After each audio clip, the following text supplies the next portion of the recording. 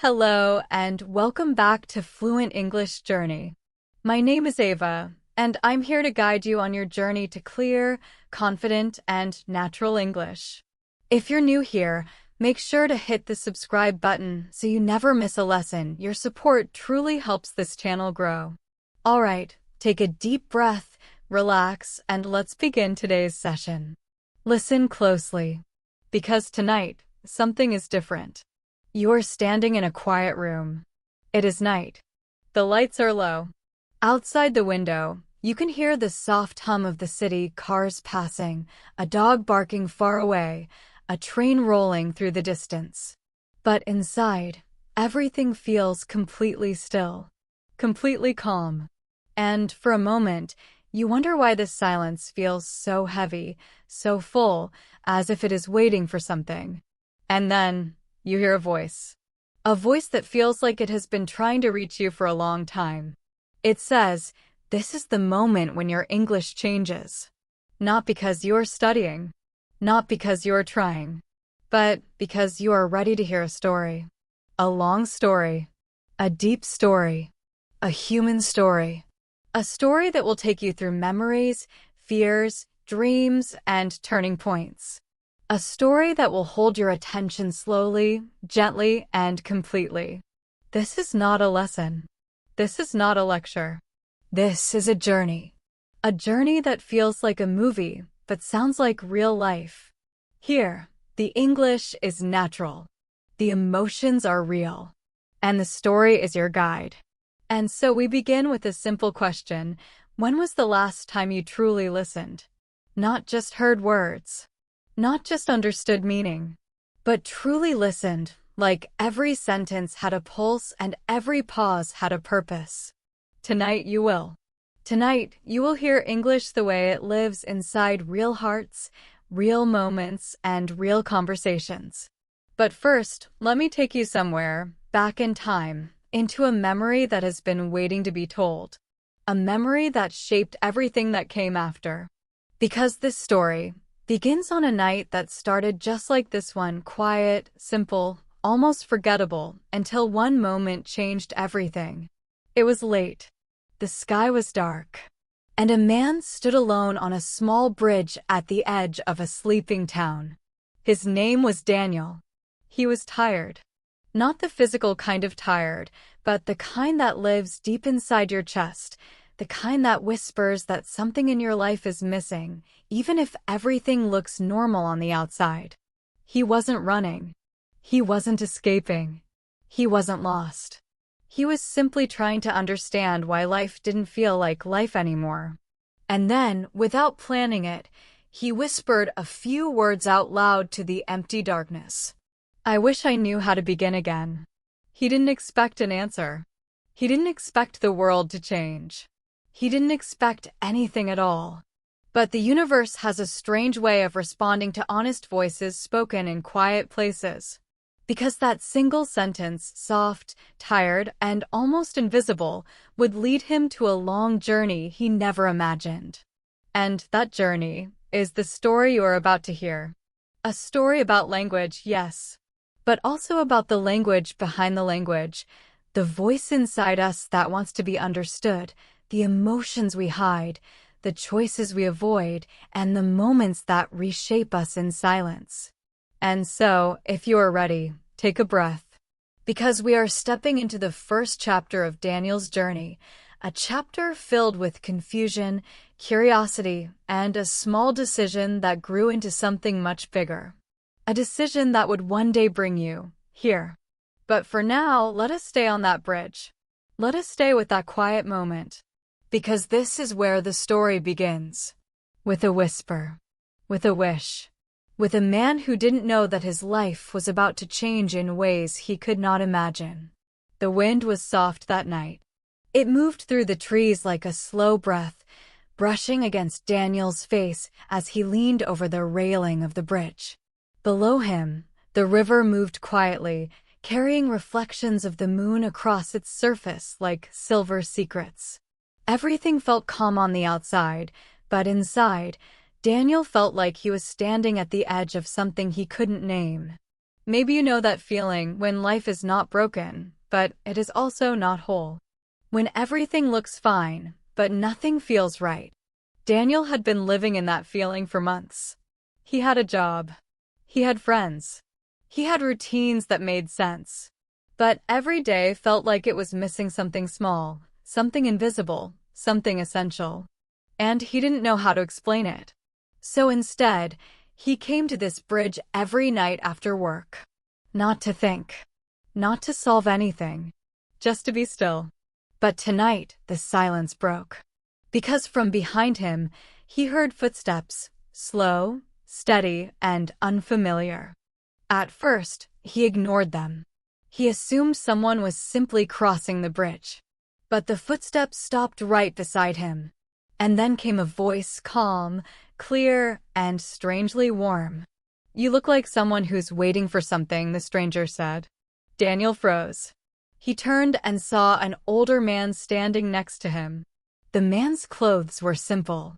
His eyes were bright, but tired in a familiar way. He looked like someone who had lived a long, complicated life and carried the stories of it quietly. Daniel didn't know what to say. "I'm not waiting," he finally answered. "I'm just thinking." The man smiled. That's what people say when they're waiting for something they don't want to admit. Daniel felt a strange mix of irritation and curiosity. "Do I know you?" he asked. "No," the man said. "But you look like someone I used to be." Daniel looked at him again. This stranger did not feel dangerous. He felt aware. As if he could see things Daniel could not. The man leaned on the railing beside him. "Do you want to know something?" the man asked softly. Daniel didn't answer, but the man continued anyway. Most people believe life changes in big moments. They think the turning points come with noise or drama or some big event that pushes everything forward. But that's not true. Daniel listened. "Life changes in small moments," the man said. "In the quiet ones. The nights when you think nothing is happening. The conversations you were not expecting. The small decisions that feel like nothing, until one day you look back and realize they changed everything." Daniel looked down at the river. "Maybe," he said. "But I don't feel like anything is changing for me." The man nodded gently. "That's because you're standing at the beginning of something you can't see yet." Daniel shook his head. "I'm not beginning anything. I'm just stuck." The man tilted his head, studying him thoughtfully. "You said something earlier," the man said. "A wish." Daniel felt his heart jump. He hadn't realized anyone was close enough to hear him. "You said you want to begin again." Daniel looked away, embarrassed. "I didn't mean it." "Not really." The man smiled kindly. "People don't whisper things they don't mean," he said. There was a long pause. Only the sound of the river moved between them. Then the man said something Daniel would remember for the rest of his life. "If you truly want to begin again, you have to let go of the idea that beginning means starting from zero. Sometimes beginning again simply means seeing the life you already have, with new eyes." Daniel didn't know how to respond. He felt something shift inside him, something small, something quiet, but something real. Before Daniel could speak, the man pushed himself gently away from the railing. "I should go," the man said. "Take care of your wish. It's more important than you think." And just like that, he walked away, disappearing into the soft glow of the street lamp at the end of the bridge. Daniel stood alone again. But the silence felt different now. Not empty, but open. And he knew, deep down, that something had just begun, even if he didn't know what it was. The next morning felt strange. Not strange in a dramatic way, but strange in the way mornings feel after a dream that almost made sense. The air was quiet. The sun was soft. And Daniel woke up with the memory of the stranger's voice still echoing in his mind. "If you want to begin again, you must see your life with new eyes." He tried to shake it off. He made coffee. He showered. He checked his messages. He did everything the exact same way he always did. But something in him felt slightly out of place, like a picture that was almost straight on the wall but not fully aligned. He didn't know what to do with that feeling. So he ignored it and walked out the door. But when he reached the bottom of the stairs in his apartment building, he saw something on the ground. A letter. A small, folded piece of paper with no name, no address, no stamp, nothing. Just a plain envelope lying on the floor as if someone had slipped it under a door and it had fallen. Daniel bent down and picked it up.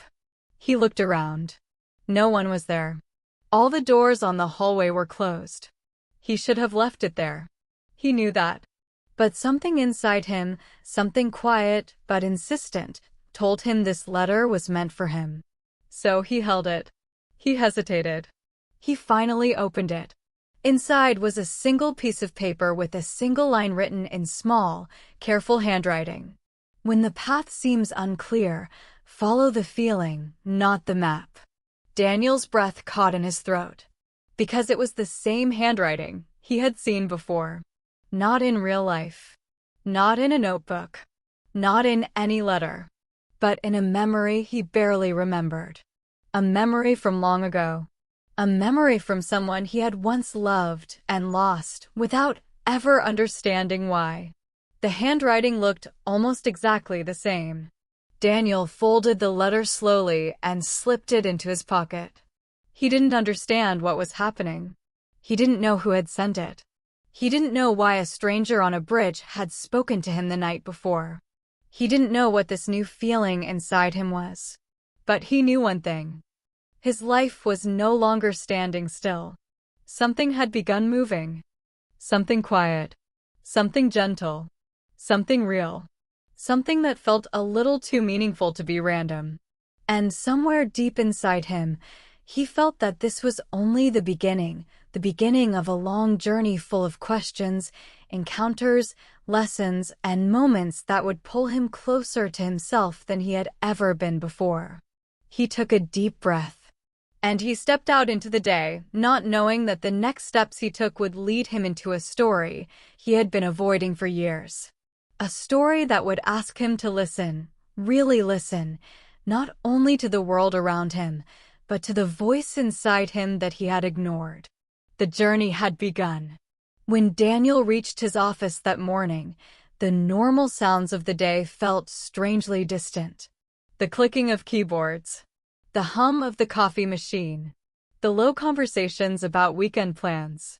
It all felt familiar, but unreal, like watching his own life from behind a window. He walked to his desk, placed his bag on the floor, and opened his laptop. But his mind was still somewhere else, stuck between the stranger on the bridge and the letter with no name. As he sat down, his phone buzzed. He glanced at the screen. A number he didn't recognize. He almost ignored it. Almost let it ring. Almost let it slip away like all the quiet signs he had ignored for years. But something in him, something small but brave, told him to answer. He picked up the phone. Hello. There was a pause. A soft breath on the other side. And then a woman's voice, warm, gentle, and a little uncertain. Is this Daniel Hale? He frowned slightly. Yes. Who is this? Another pause. Longer this time. I'm sorry, the woman said. You don't know me. But I need to talk to you. It's about someone you once knew. Daniel felt a cold wave move through him. Who? He asked softly. The woman exhaled slowly, as if gathering courage. A woman named Elise. The name hit him like a slow, heavy drop of rain. Elise. A name he had not heard in years. A name he had tried to forget. A name that once meant everything to him. He swallowed.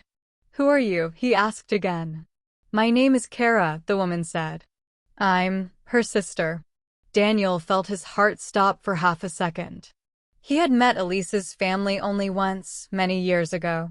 He remembered a younger sister, shy, quiet, always hiding behind a book. Kara, he whispered, almost to himself. Yes, she said. I know this must be strange. I'm sorry for calling you out of nowhere. but I found something of hers, and I think she wanted you to have it. Daniel's voice came out thin. She wanted me to have it? Yes, Kara said gently. She left it for you. Daniel closed his eyes. His memories of Elise were like old photographs, soft at the edges, bright in the center, but painful to look at for too long. Memories of laughter. Memories of long conversations. Memories of a goodbye that never made sense. What is it? He asked. It's a journal, Kara said. And a recording. She made it years ago. Before she left. The pause after that last word felt heavy. Final. Unspoken. Daniel didn't ask the question he feared to ask. He didn't need to. Kara continued softly. Can we meet? I don't want to send it by mail. It feels too personal. Too important. Daniel looked down at his hands. They were shaking slightly. Yes, he said quietly. Tell me where. And as the call ended, he realized something with a strange clarity. The past he thought he had buried was not done with him. Not yet. And maybe, just maybe, this was the reason the stranger had found him. The reason the letter had appeared. The reason he felt something shifting inside him. Life was calling him back to something unfinished. Something he would finally have to face. The cafe was small, warm, and filled with the smell of fresh bread and something sweet that reminded Daniel of childhood mornings. Soft music played in the background, the kind that made people speak in quiet voices, as if sharing secrets. Daniel pushed open the door and stepped inside. His heart was beating faster than normal. His palms felt cold. He looked around. There, near the window, sat a woman who looked like a quieter echo of someone he once knew. Dark hair pulled into a loose bun. A soft scarf around her neck. Eyes that held kindness and a little sadness. Kara. She recognized him instantly. Daniel? She asked, standing slowly. He nodded. They sat. For a moment, they didn't speak. Silence sat between them like a familiar shadow. You look just like she described, Kara said finally. Daniel's throat tightened. She talked about me? Kara nodded gently. Not often. But when she did, her voice changed. It became softer. Lighter. She looked down at her hands. She cared about you. Deeply. Daniel didn't know what to do with those words. He wasn't sure he deserved them. I'm sorry, Kara whispered. I hope this isn't painful. It is, Daniel said softly. But in a way that feels honest. Kara reached into her bag and pulled out 2 items. A small leather journal. And a tiny digital recorder. Daniel stared at them. His breath grew tight.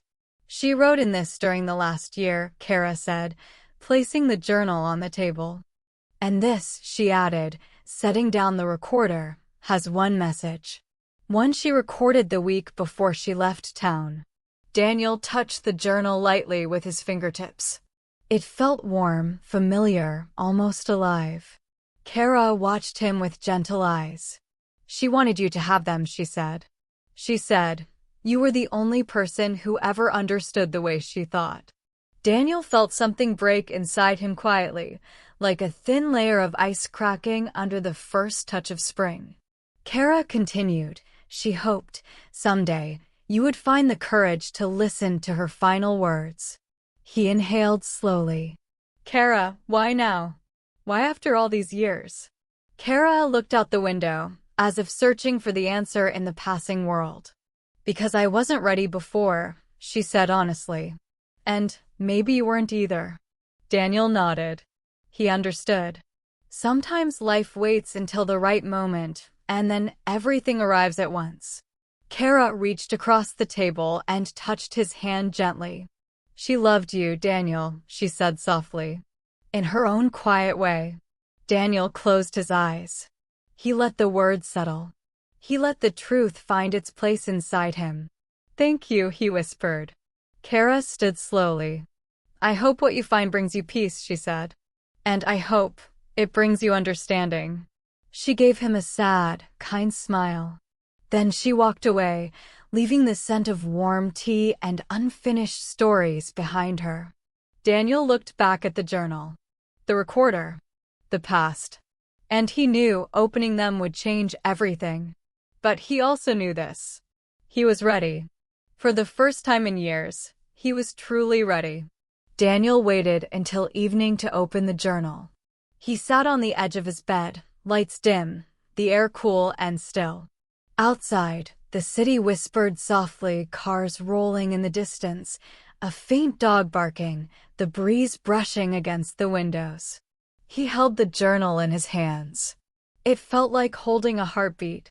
He opened it slowly. The first page carried a smell, faint, familiar, a scent of old paper mixed with perfume he remembered from long ago, a soft floral note that brought back memories he wasn't prepared for.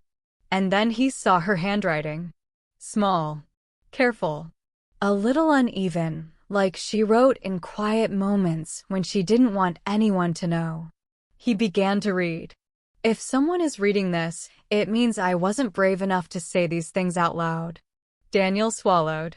There are days when I feel like a ghost in my own life. I walk through the world, but I don't always feel part of it. But then I remember the people who saw me clearly. The rare ones. The important ones. And one of them is you. Daniel closed the journal for a second. He breathed. He opened it again. I don't know if we will ever see each other again. I don't know if life will bring us back to the same place.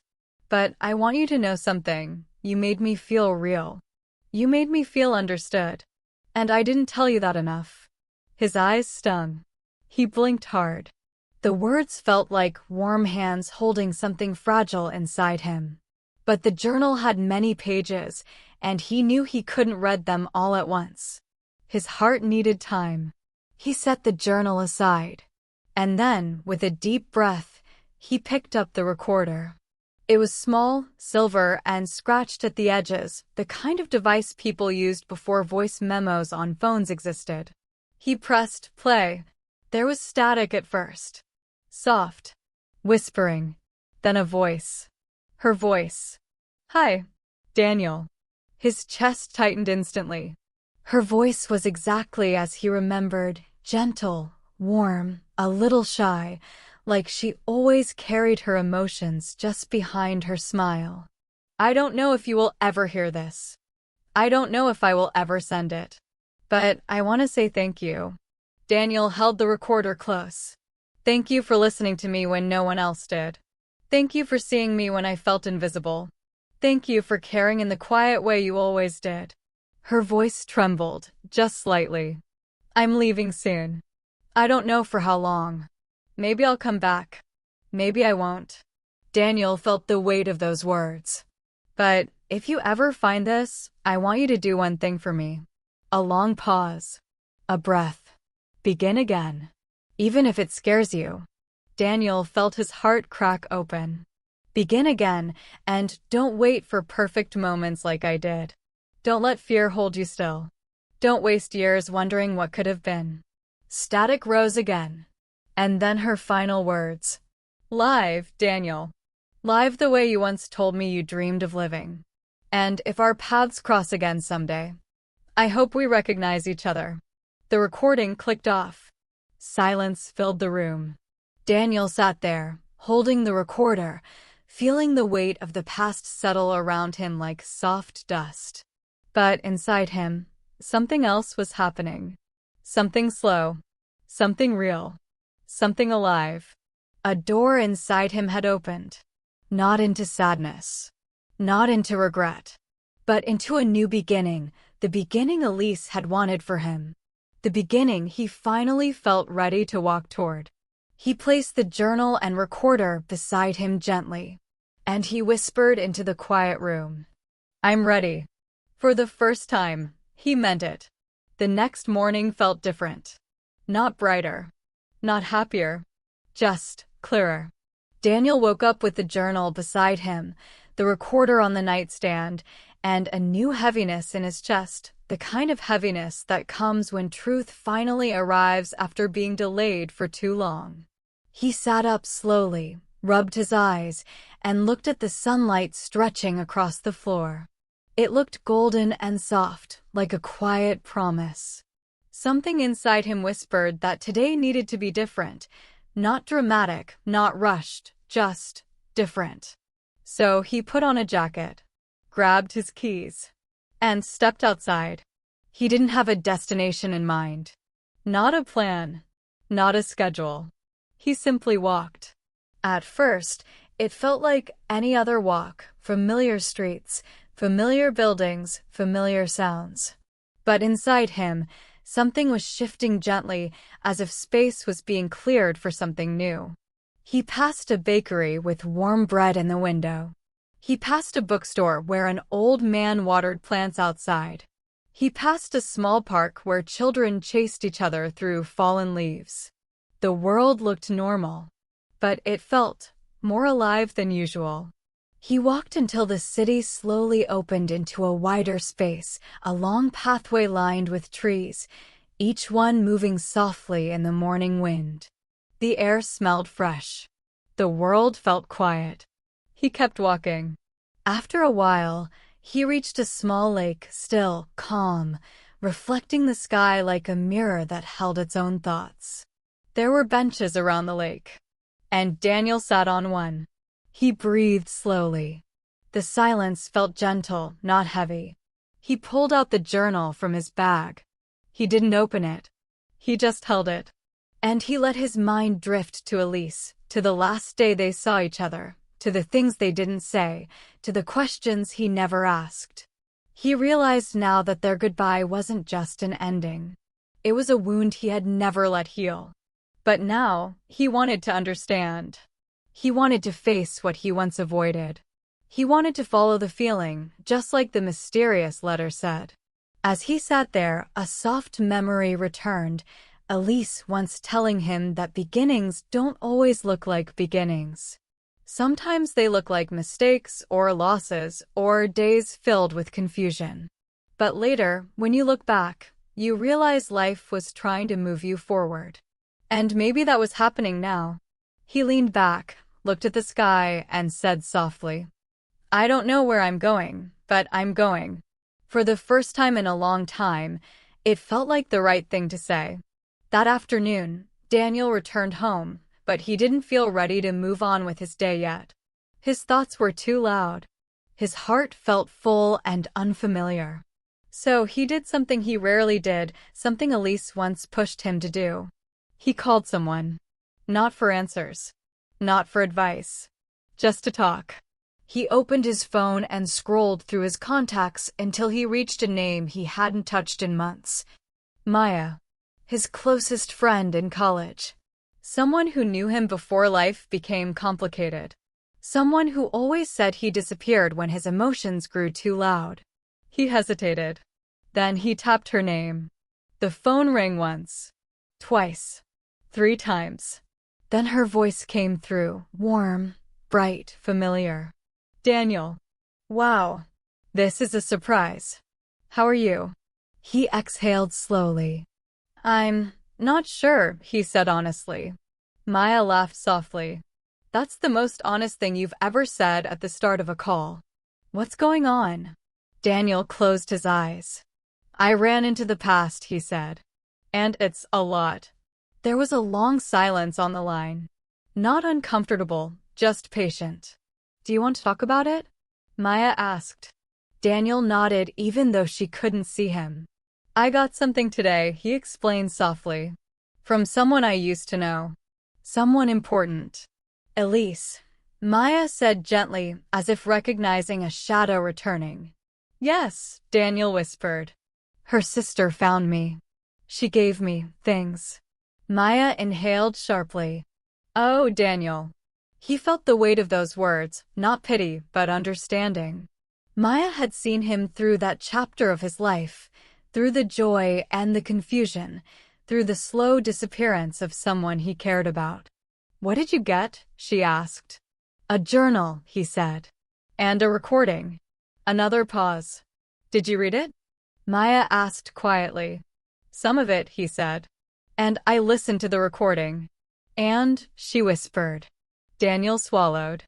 It hurt, he said honestly. But it also felt right. Maya didn't speak for a moment. When she did, her voice was soft. You know, she said, sometimes the past doesn't return to reopen wounds. Sometimes it comes back to close them. Daniel blinked. I don't know if I believe that. That's okay, Maya said. You don't have to believe it yet. But you're talking. You're reaching out. And that means something. Daniel looked down at his hands. Maya, do you ever feel like you're living the wrong version of your life? Like somewhere out there, another version of you is living the life you were meant to have. Maya exhaled softly. All the time, she said. But here's the truth. Daniel, the life you were meant to have isn't something out there. It's something you create. Step by step. Choice by choice. Conversation by conversation. Daniel leaned back against his chair. What if I don't know how? He asked. That's the best place to start, she said. People who think they know everything never begin anything real. A small smile touched Daniel's lips. Maya always had a way of cutting through his confusion without making him feel judged. Maya, he said. Yeah, thank you. For what? For answering. Her voice softened. I'll always answer. They didn't solve anything. They didn't fix anything. They didn't come to any clear plan. But sometimes talking, simply talking, is the beginning of healing. And Daniel felt a little lighter when they said goodbye. Not healed. Not finished. Just lighter. Sometimes that's enough. Night settled slowly over the city, painting everything in soft layers of blue and quiet gold. Streetlights flickered on one by one. Windows glowed with warm light. The world seemed calmer, softer, as if preparing for something gentle to arrive. Daniel sat at his small kitchen table, a cup of tea in his hands, the journal open in front of him. He read a few lines at a time. Then he paused. Then he breathed. The entries were simple, short thoughts, quiet fears, hopes Elise never said out loud. She wrote about days when she felt invisible. Days when she felt like she was running from something she couldn't name. Days when she wished she had been stronger. But woven through the pages were tiny moments about him, moments he didn't even remember. Moments he hadn't known mattered to her. The way he listened when she spoke. The way he paused before answering difficult questions. The way he looked at the world as if it held secrets only he could sense. He didn't know those things meant anything. He didn't know she noticed them. He didn't know the quiet parts of him had touched someone else deeply. He wiped his eyes gently and closed the journal. He felt a strange calm sit inside his chest, not happy, not sad. Just calm. And then, without planning it, he whispered, I need to go. The words felt simple, but they didn't feel small. He didn't know where he needed to go. Not yet. Not fully. But he knew this. He couldn't stay in the life he had been living, a life built on routines he didn't feel, conversations he didn't remember, and quiet avoidance of everything that scared him. He needed movement. He needed air. He needed change. He needed to begin again. Not as a dramatic escape. Not as a new identity. But as himself, the version he had lost somewhere along the way. He stood up. Walked to his window, looked at the city lights blinking softly in the darkness. And he felt it, that small, persistent pull inside him, the feeling that guided him more clearly than any map. A feeling saying, go, find what's unfinished. Follow what's calling you. You won't be alone this time. He didn't know exactly what the next step was, but he knew this. He was going to take it. Even if it scared him, even if it confused him, even if it broke the life he knew. Because sometimes the most important decisions don't feel like decisions at all, they feel like breathing. And Daniel finally felt ready to breathe again. When the morning sun finally rose over the small, seaside town, the air felt soft again. The night before had been heavy, full of questions and memories that refused to sleep. But Today felt gentle, like the world was quietly saying, try again. And I needed that. I needed a morning that didn't demand answers. Only presence. Only breath. I walked down a narrow stone street that led toward the sound of the ocean. The waves were loud, but not angry. They were calling, almost as if they wanted me to follow them, not to the water, but to something else, something hidden. And as I continued walking, I saw it. A small cafe sitting quietly on a corner. It had no sign, no big window, no crowd waiting at the door. Just a simple wooden frame, warm lights inside, and a single word painted over the entrance. Dreams. I smiled. It was too strange, too poetic. It almost felt like it was placed there just for me. And maybe, in some way, it was. So I pushed the door open, and a little bell rang, an old bell, soft and tired, like it had seen too many mornings and too many people walking in with the same expression I had. Inside, the cafe felt like stepping into a memory. Not my memory, but someone else's, or maybe everyone's. The walls were covered in soft brown tones, the tables were mismatched, and every chair seemed to carry a story. A slow piano melody floated in the air, warm enough to melt the coldest thoughts. And then I noticed something unusual. Every person sitting in that cafe was writing. One woman near the window was writing in a small blue notebook, flipping the pages as if her thoughts were flowing faster than her hand could move. An older man at the corner was typing on an old laptop with stickers peeling off. Two younger people sat together, each with their own journal, sometimes writing, sometimes whispering, sometimes staring into empty space. The whole room felt alive with ideas, memories, confessions, futures. And in the middle of all of it, behind the counter, stood an older lady with soft gray hair tied in a loose bun. She had warm eyes, the kind that look at you and immediately understand the kind of morning you're having. She smiled at me and nodded, as if she had been expecting me. "Good morning," she said, her voice calm and gentle. "Find any seat you like. The cafe will find you when you sit." It was such a strange thing to say, but it felt right. So I sat at a small wooden table near the back, where the light was soft and the air smelled faintly of cinnamon. Before I could even look at the menu, the woman appeared beside me with a cup of tea. "Here you go," she said, placing it in front of me. "This is the one you need today." I hadn't ordered anything. I hadn't even spoken. But when I smelled the tea, something inside me relaxed. It smelled like comfort, like a memory I didn't know I had. I took a sip. It tasted like warmth, like childhood, like a quiet promise that everything eventually finds its way. "Do people always write here?" I asked. The woman nodded, folding her hands gently. "Not always. But most people who walk through that door are searching for something. Words help." "What if you don't know what you're searching for?" I asked softly. She smiled. "Then that's exactly what you're searching for." I laughed under my breath.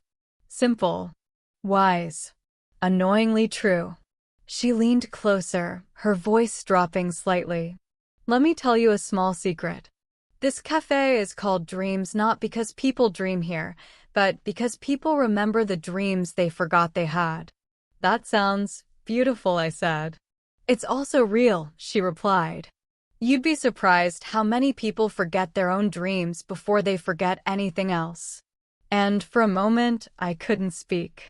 Because her words felt too close, too accurate, as if she could see through the small cracks I had been trying so hard to hide. She straightened up and pointed toward the table. "A notebook will come. It always does." And just like that, she left me alone with my thoughts and the soft piano music. A few minutes later, a small notebook appeared on my table. I didn't see who put it there. Maybe it was her. Maybe someone else. Maybe no one. But it was there, waiting for me. The cover was blank, simple, plain. Like it wanted me to fill it with something that mattered. I opened the first page. Empty. White. Quiet. I picked up the pen lying beside it. It was the same kind of pen I used years ago when I used to journal every night before life got louder, before responsibilities piled up like stones, before the world convinced me that dreams were some luxury I didn't have time for. And then it happened. I wrote the first sentence. At first, I didn't know what I was writing. My hand moved on its own, slowly, hesitantly, like a traveler touching the road after a long rest. The words were simple, but they surprised me. I miss the person I used to be. I stared at the sentence. It looked too honest, too raw for a first page. But I didn't stop. Because something inside me was opening, melting, remembering. I kept writing. I miss the way I used to dream without thinking about whether my dreams were realistic. I miss the way I used to believe in small moments. I miss the way I used to stay curious. I miss myself. My hand paused. Someone placed a cup of coffee on the table beside my tea. I looked up. A man, maybe in his late 30s, with soft eyes and a tired smile. He nodded politely. "You looked like you needed this," he said. "No charge. It's just what we do here." "Thank you," I said, giving a small, grateful smile. He pulled a chair and sat across from me, but not too close. Just close enough to share the moment. He had his own notebook, filled with messy handwriting. "It's hard, isn't it?" he said, opening his notebook. "What is?" I asked. "Admitting what you miss from yourself." I took a slow breath. "Yeah, it is." He pointed at his notebook. "Do you want to know what I wrote this morning?" I nodded. He flipped to a page and turned it toward me. In simple handwriting, he had written, "I am afraid I am becoming someone I don't recognize." My chest tightened. He chuckled softly. "Funny how we think we're alone in these feelings, and then we see someone else wrote the same story." I nodded slowly. "You're right." We sat in silence for a while, listening to the piano, the soft turning of pages, the quiet breathing of people remembering things they thought were lost. Finally, he closed his notebook. "Here's something I learned from this place," he said. "Your dreams don't disappear. They just wait. They wait for you to slow down long enough to hear them again." I swallowed. "I don't know if I'm ready to hear them." He smiled gently. "Then maybe start with this. Don't run from the silence. It's trying to tell you something." He stood up, gave a small nod, and returned to his seat across the room. I opened my notebook again. This time, the words came faster. "I am tired of rushing. I am tired of pretending I'm fine. I am tired of carrying the weight of things I never talk about.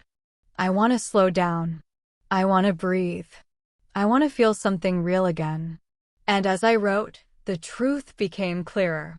I didn't come to this town to escape life. I came here to find the part of myself I lost along the way. When I finally closed the notebook, I felt something unusual. Not joy. Not sadness. Something softer. Something like relief. The door opened, and a fresh gust of wind moved through the cafe. The older woman behind the counter looked at me, her warm eyes shining. She walked over and touched the notebook gently. "Good," she whispered. "You remembered something today." "What did I remember?" I asked. She smiled. "Your heart." I looked down at the notebook again, feeling the truth settle inside me. For the first time in a long time, I felt alive. I felt present. I felt like myself. And as I stood up to leave, she gave me one last gift. "You can take the notebook," she said. "But remember, it will only fill itself if you allow your life to slow down long enough for you to feel it." I stepped outside into the warm sunlight, holding the notebook close to my chest, listening to the waves, feeling the world breathe again. And for the first time in years, I whispered softly to myself, "I'm ready." But ready for what? That? I didn't know yet. And maybe that was the beauty of it. The sun was still climbing the sky when I left the cafe, holding the notebook like a small treasure. The streets of the seaside town felt different now, not louder, not busier, just clearer. As if the world outside had adjusted to match the world inside me. The air smelled like salt and warm bread, the kind you find in places that still believe in slow mornings. The wind moved through the small streets gently, guiding me without rushing me. And somehow, without planning it, without even thinking about it, I found myself walking toward the cliffs. The cliffs were at the edge of the town, past a narrow road lined with wildflowers and old stone walls. The path curved slowly upward, each step giving a wider view of the blue ocean stretching endlessly in front of me.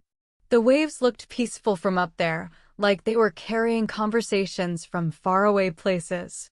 I walked slowly, feeling the weight of everything I had written in that cafe still echoing inside me.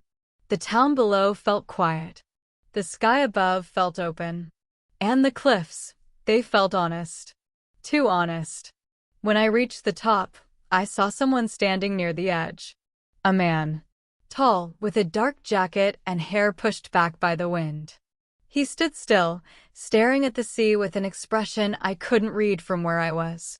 He didn't look lost. He didn't look sad. If anything, he looked like someone trying to understand something bigger than life. I hesitated. I didn't want to disturb him. But then, he turned his head slightly, as if he could feel someone behind him. He didn't look surprised to see me. In fact, he gave a small, tired smile, a smile that said, "It's okay. You can share this moment." So I walked closer until I stood a few steps away from him. "Beautiful, isn't it?" he said without taking his eyes off the ocean. "Yes," I replied. "It is." He nodded slowly. "The kind of beauty that makes you quiet." I smiled. "Yeah, exactly." For a moment, we just stood there, two strangers looking at the same horizon, both silently trying to understand something inside ourselves. Then he spoke again. "Do you come here often?" he asked. "No. This is my first time." He raised an eyebrow but kept his gaze on the water. "Then maybe this place chose you." I laughed softly. The cafe lady said something similar. He tilted his head. You met her. You know her?" I asked. He nodded. "Everyone knows her. She sees things before you say them. Sometimes before you even know them." "So it's not just me," I said. "No, it's not just you." He chuckled under his breath. "No one walks into that place by accident." We stood quietly for another few seconds before he turned toward me, his expression softer now. "What did you write?" he asked gently. I looked at the notebook in my hand and felt a warm, strange fear. It wasn't fear of him, it was fear of being known. Of being understood too quickly. But something about him felt safe. "I wrote about missing myself," I said. He nodded slowly, thoughtfully. "That's a brave thing to admit." I looked at him. "What about you? Why are you here?" He let out a breath that sounded more like a sigh he had been carrying for months. "I come here when I forget how to breathe," he said. "The world becomes too loud, and I need a place where the noise can't follow me." "And does it help?" I asked. He smiled. "Most days, yes. Today, I'm still figuring that out." There was something sincere in his voice, something that made me feel like we were standing in the same quiet storm. "What are you trying to figure out?" I asked gently. He looked at the water again, eyes steady but vulnerable. "Whether the life I'm living is the life I want." The wind moved around us, soft and slow. "That's a heavy question," I said. "I know," he replied. "But it's also the only question that matters sometimes." He turned fully toward me for the first time, and in his eyes I saw a tiredness that didn't come from lack of sleep. It came from carrying too many responsibilities, too many expectations, too many versions of himself that he didn't choose. "Have you ever felt that?" he asked. I paused. Then I nodded. "Yes. Lately, a lot." He gave me a small, knowing smile. "Then maybe that's why you're here. Maybe this place brings people who are trying to remember something important." The cafe woman said something like that, I whispered. He chuckled. She says it to everyone. But she's always right. We both laughed softly, and the moment felt lighter. Then he pointed at the notebook. Do you mind if I see? He asked. I hesitated. This notebook held words I hadn't said out loud in years. It was the first time in a long time that I had allowed myself to be honest about the things I usually kept hidden. But there was something safe about this man, something gentle, something kind. So I handed it to him. He opened it slowly, respectfully, as if he understood the weight of what he was about to read. His eyes moved over the words quietly. He didn't react quickly. He didn't rush. He let each sentence settle. And after a long moment, he closed the notebook and handed it back. These are strong words, he said softly. Not because they are perfect, but because they are true. Do they sound sad? I asked. No, he replied. They sound human. Something warmed inside my chest. Thank you, I said. He nodded. Do you want to hear something I wrote? I'd like that. He reached into his coat pocket and pulled out a small, folded piece of paper. When he opened it, I saw handwriting messy, uneven, rushed. He read slowly, his voice low and steady. I am afraid of waking up one day and realizing that I lived a life that was convenient instead of a life that was meaningful. My breath caught. He continued. But I am more afraid of never stopping long enough to ask myself which one I'm choosing. He folded the paper again, quietly placing it back in his pocket. That's powerful, I said. He looked at me with a weak smile. It scares me. It should, I replied softly. The truth usually does. He let out a long breath and looked back toward the horizon. For a while, we didn't speak. And strangely, that silence felt like a conversation too. A real one. The kind you don't have with many people. Finally, he turned to me again. What do you think people come here for? He asked. Maybe, I said slowly, they come here to hear their own voice again. He nodded thoughtfully. Maybe you're right. He looked at me with a gentle seriousness. Listen, he said. Wherever your life goes next, don't forget what you wrote today. Don't forget that missing yourself means you're trying to return to who you truly are. The wind shifted, carrying his words somewhere beyond us. I won't forget, I said softly. He stepped back a little and smiled. Well, he said, I should let you enjoy the cliffs alone for a while. They speak more honestly when there's only one person listening. I smiled. Thank you for talking with me. Thank you, he replied, for sharing something real. He turned and began walking down the path slowly, in no hurry. After a few steps, he looked back at me one last time. We might see each other again, he said. Maybe we will. And then he continued down the road until he disappeared around the curve. I stood alone on the cliff, watching the waves below, listening to their rhythm. And that's when I realized something. I wasn't afraid of the silence anymore. Because inside that silence, my own voice was finally returning. And for the first time in a long time, I knew I was ready to listen. The sun was beginning its slow descent when I finally stepped away from the cliffs, the notebook warm in my hand from being held for so long. The sky was turning into a soft watercolor painting, pale gold blending into quiet blue, the kind of sky that made you stop walking just to look at it a little longer. I took a slow breath, letting the cool wind fill my lungs, and then I started following the road back toward the town. Something inside me felt lighter, not fixed, not solved, but lighter.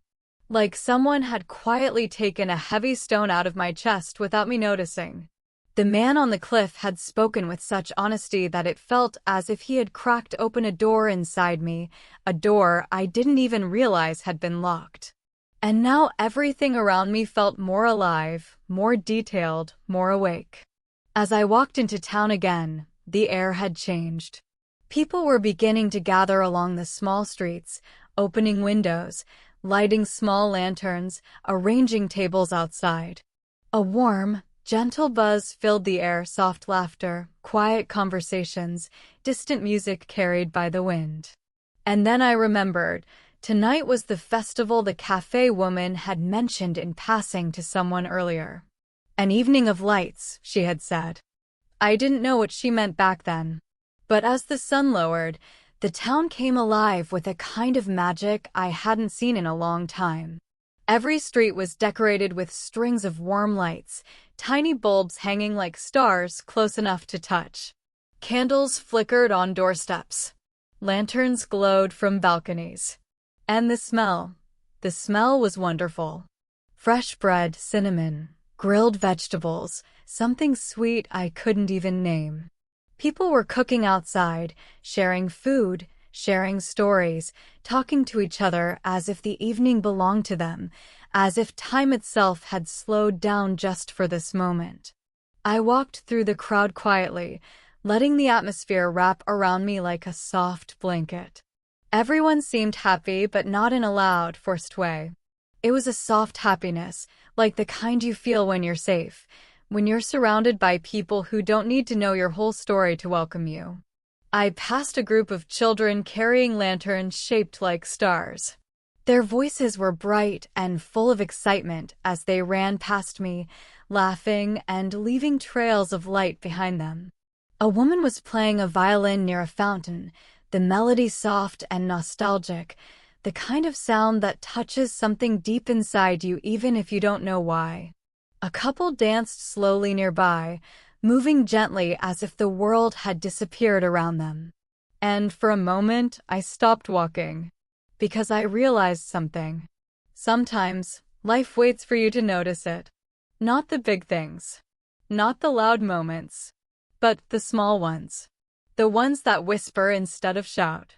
Tonight felt like one of those moments. A small voice inside me said, "Stay a little longer." So I did. I walked deeper into the town square, where people had begun gathering around a large open space. In the center stood a tall wooden structure with a small platform on top and strings of lights draping down like a glowing waterfall. People were sitting on steps, some on blankets, some on chairs they brought from home, all waiting for something. An older man walked by, carrying 2 lanterns in his hands. He smiled at me kindly. "First time?" he asked. "Is it that obvious?" I laughed. "Everyone looks amazed the first time." He handed me one of the lanterns. "Here. You'll need this." I held it carefully, the warm light glowing softly inside the paper. "What's happening?" I asked. "The Night of Lights," he said. "A small tradition. Nothing extraordinary, but somehow it changes people a little bit every year." "How?" I asked. He smiled as if he knew a secret he couldn't fully explain. "You'll see." He walked away, leaving me with the gentle lantern and a sense of anticipation. People began to quiet down as someone stepped onto the wooden platform. It was the cafe woman, the one who had given me the tea, the one who had told me that the notebook would find me. Her presence was calm, steady, warm. Everyone seemed to know her, and she looked at the crowd with a soft affection. "Good evening," she said, her voice carrying easily through the square without needing a microphone. "Thank you for gathering here again, for sharing your time, your hearts, your stories." A hush fell over the crowd. "This town holds many things," she continued. "Some we celebrate, some we hide, some we remember only when the year becomes quiet. And tonight, we honor all of them." She paused, looking around as if trying to meet each person's eyes. Tonight is not about pretending everything is perfect. It's not about forgetting our challenges. It is about holding light when life feels dark and reminding ourselves that even the smallest light can change the whole room. She lifted her own lantern, and it glowed softly in her hands. Tonight, we light these lanterns for the things we wish to let go and the things we hope to return to. A soft, emotional sound rippled through the crowd. I felt a lump forming in my throat. She spoke again. "Think of something you've been carrying too long. A fear, a regret, a memory that hurts. Think of something you want to release, even if only for tonight. People bowed their heads, lanterns glowing in their hands. I held mine close to my chest and closed my eyes. I didn't have to think long. I thought of the part of myself I had lost. The part that used to trust life. The part that used to dream without fear. I whispered silently, "I'm ready to return to you." When I opened my eyes, the woman on the platform spoke again. "And think of something else," she said. "Something small, something quiet, something you want to welcome back into your life." I breathed in. I breathed out. And softly, without speaking aloud, I whispered, "Hope." The crowd lifted their lanterns slowly, one by one. The warm light swayed gently in the wind, thousands of tiny golden flames glowing in the evening air. And in that moment, something shifted inside me. Not a loud change. Not a dramatic one. Just a warm, quiet movement, like a door slowly opening in a room I had forgotten. The cafe woman lifted her lantern higher. "Tonight," she said, "we remember that we are allowed to begin again." One by one, people released their lanterns into the sky. And for a moment, the whole town seemed to breathe in unison. The lanterns floated upward, rising slowly, drifting gently into the deepening blue of the night. They moved like glowing memories, like soft promises, like small hopes finding their way into the sky. I lifted mine. My heart was beating fast. And I let it go. The lantern rose into the air, warm and weightless, carrying with it everything I wasn't ready to say out loud. I watched it rise higher and higher, joining the hundreds of others until the sky looked like a river of golden stars flowing above the town. Something wet touched my cheek. I reached up and realized I was crying. But the tears didn't feel heavy. They felt clean. Soft. Necessary. A hand touched my shoulder lightly, gently. I turned. It was the man from the cliff. He had returned quietly, holding his own lantern, his expression warm. "You made it," I said softly. He nodded. I didn't want to miss this. We watched the lanterns rise together. "Did you let something go?" I asked. He nodded. "Yes. Something I've held for too long." "And did you welcome something back?" I asked quietly. His eyes softened. "Courage." I smiled. "That's a good one." He looked at me with a gentle expression. "And you? What did you welcome back?" I hesitated for a moment. Then I whispered, "Hope." He smiled, slow and sincere. "Hope looks good on you." The night sky glowed above us, lanterns drifting higher and higher until they became tiny golden dots blending with the stars. And in that moment, standing in the soft, golden light with a stranger who somehow felt familiar.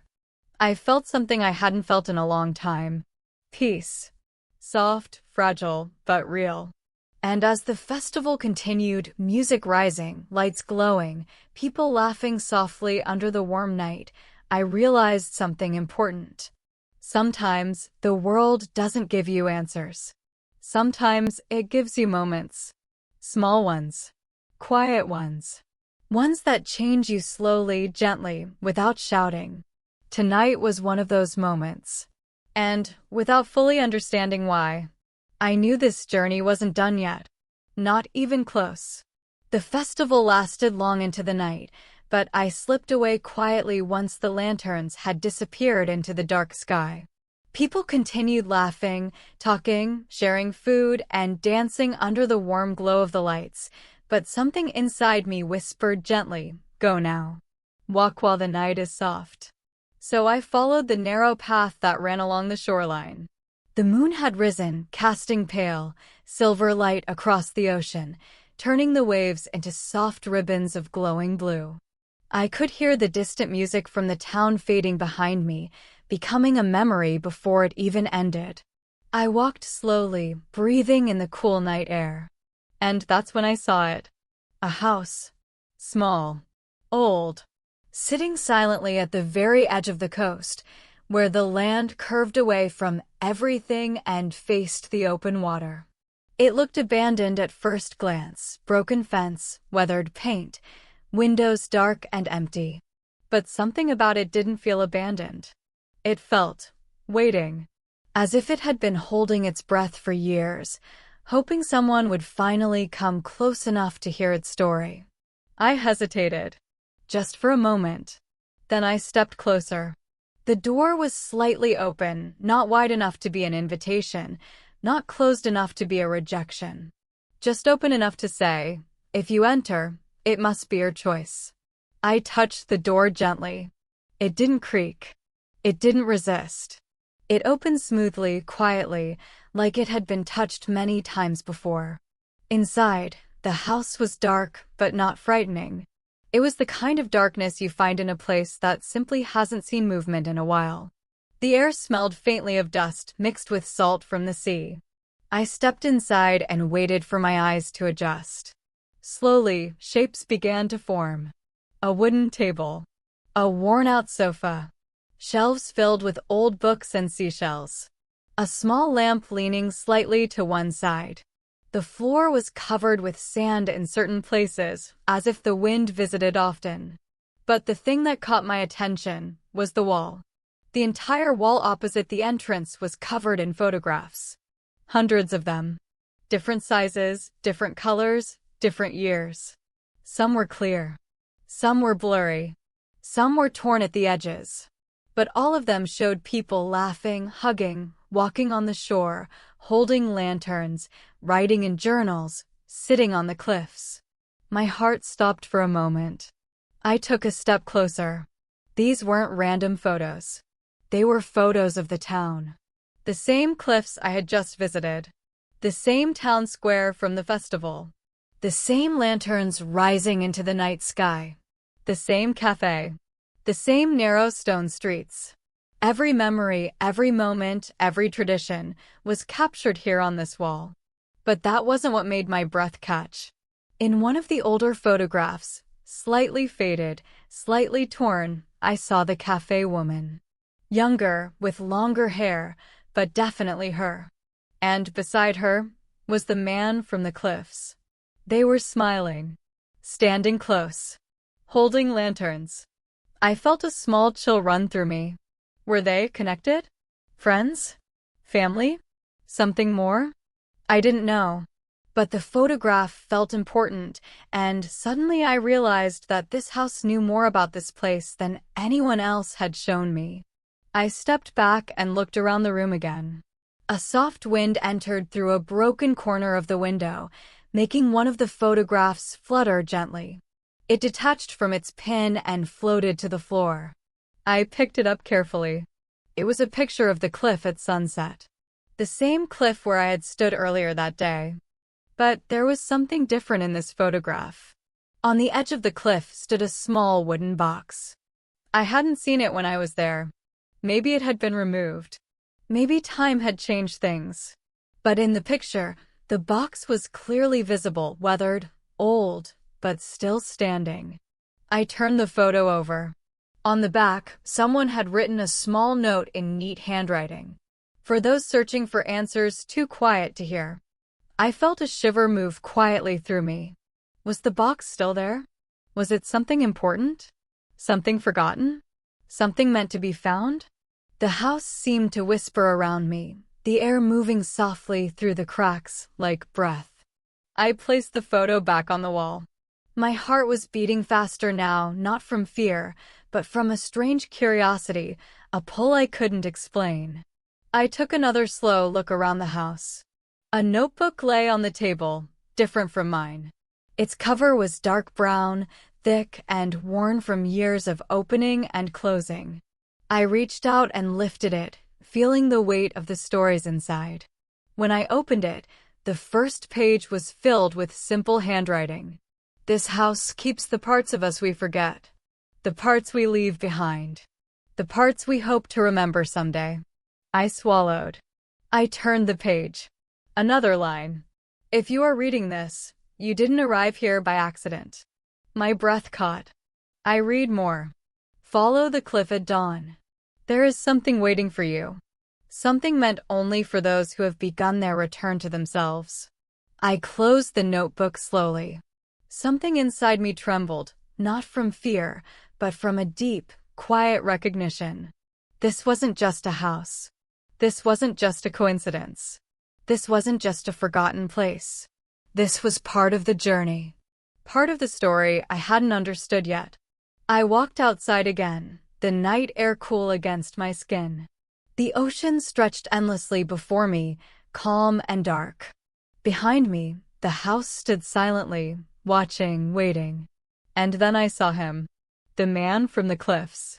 He was standing a few meters away, leaning against the fence, arms crossed, looking at the house with an expression filled with memory and something like sorrow. "You found it," he said quietly. "You know this place?" I asked. He nodded slowly. "This house belongs to stories. Many of them." "Yours?" I asked gently. His eyes softened. "Some of them." I waited. He took a slow breath. "My father built this house," he said. "A long time ago. Before the town found its traditions. Before the cafe existed. Before I learned how to carry regrets." I felt a warm ache in my chest. "He took photographs of everything," the man continued. "He believed moments disappear unless someone is brave enough to keep them. He kept the whole town's memories," I whispered. "Yes," he said softly. "But he kept his own memories here too." He looked at me with gentle intensity. "And now you've seen them." I held the brown notebook close to my chest. "Is this meant for me?" I asked. He nodded. "If you opened it, then yes." "Why?" I asked. "Because you're searching for something," he said. "And this house opens only to those who are ready to see what they've been avoiding." I looked back at the house, feeling its presence like a quiet pulse. "Your father," I said softly, "what happened to him?" The man lowered his gaze. "He left," he said. "Not in a dramatic way. Not in a tragic way. He just disappeared from the rhythm of life. Too many memories. Too much silence. He said he needed to find his place again." "Did he come back?" I asked. The man's eyes glistened slightly in the moonlight. "No," he whispered. A long silence passed between us. "I'm sorry," I said. He nodded, but didn't speak. And then he said something that felt like a secret. "But sometimes, I think he's still here. Not in body, but in the moments he left behind." He looked at me again. "My father wrote that notebook. If you found it, maybe you're walking a path he once walked. Do you know what the message means?" I asked. "Follow the cliff at dawn," he repeated. "Yes, I know what it means." "What's there?" I asked. He smiled softly. A sad smile. A hopeful one. "You'll see," he said. "If you're ready." "Are you coming with me?" I asked. He hesitated. Then he shook his head. "No. Dawn is not for me anymore. It's for you." The wind moved between us again, gentle and cool. He stepped back slowly.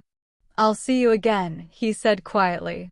Then he walked away, disappearing into the night like a memory carried by the wind. I stood alone under the moonlight, the house behind me, the ocean in front of me, the brown notebook warm in my hands. Dawn suddenly felt close. Too close. And as the night deepened, I realized something. Tomorrow, something was waiting for me on that cliff. Something important. Something quiet. Something meant only for a heart ready to return to itself. And for the first time, I wasn't afraid of what the morning might bring. I barely slept that night. Not because of fear. Not because of worry. But because something inside me had begun to wake up, slowly and quietly, like a soft light turning on in a distant room inside my chest. The house by the shore stayed on my mind. The photographs. The note. The man's voice when he said dawn is not for me anymore. The feeling that the notebook was not just a notebook, it was a call. A direction. A door opening towards something I didn't yet understand. And when the sky finally began to shift from black to deep blue, and from deep blue to gentle gray, I felt the air change. As if the world was preparing for something delicate. Something honest. I got up and walked toward the cliffs.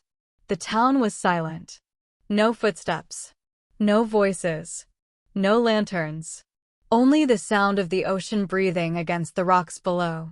The path to the cliffs felt different in the early morning. Quieter. Softer. As if the world was holding still, watching me take each step. The notebook felt heavier now in my hand. Not physically heavier, but emotionally heavier, like it carried the weight of someone else's story and wanted me to walk gently with it. The sky grew lighter. The wind became cooler.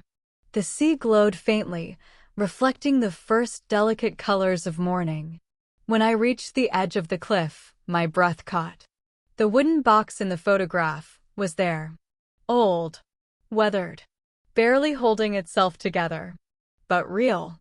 Standing silently, exactly where the photo had shown it, at the very edge of the land, facing the endless water. For a moment I just stared at it. It looked like it had witnessed 1,000 sunrises. Like it had waded through storms and seasons and years of silence. Like it had been left here with purpose. I walked slowly toward it. The wind brushed gently across my face. The air carried the scent of salt and something faintly sweet, maybe morning flowers hidden along the cliffs, maybe memory itself. I sat down in front of the box and touched its surface carefully. It felt cold. Old wood. Thin cracks. Soft edges worn down by time and wind. But still strong enough to hold secrets. I opened the lid. Inside, there were letters. Dozens of them. Each one folded neatly. Each one sealed. Each one written by the same hand, the same handwriting as in the notebook. I picked up the first letter. On the outside was a single word. Stay.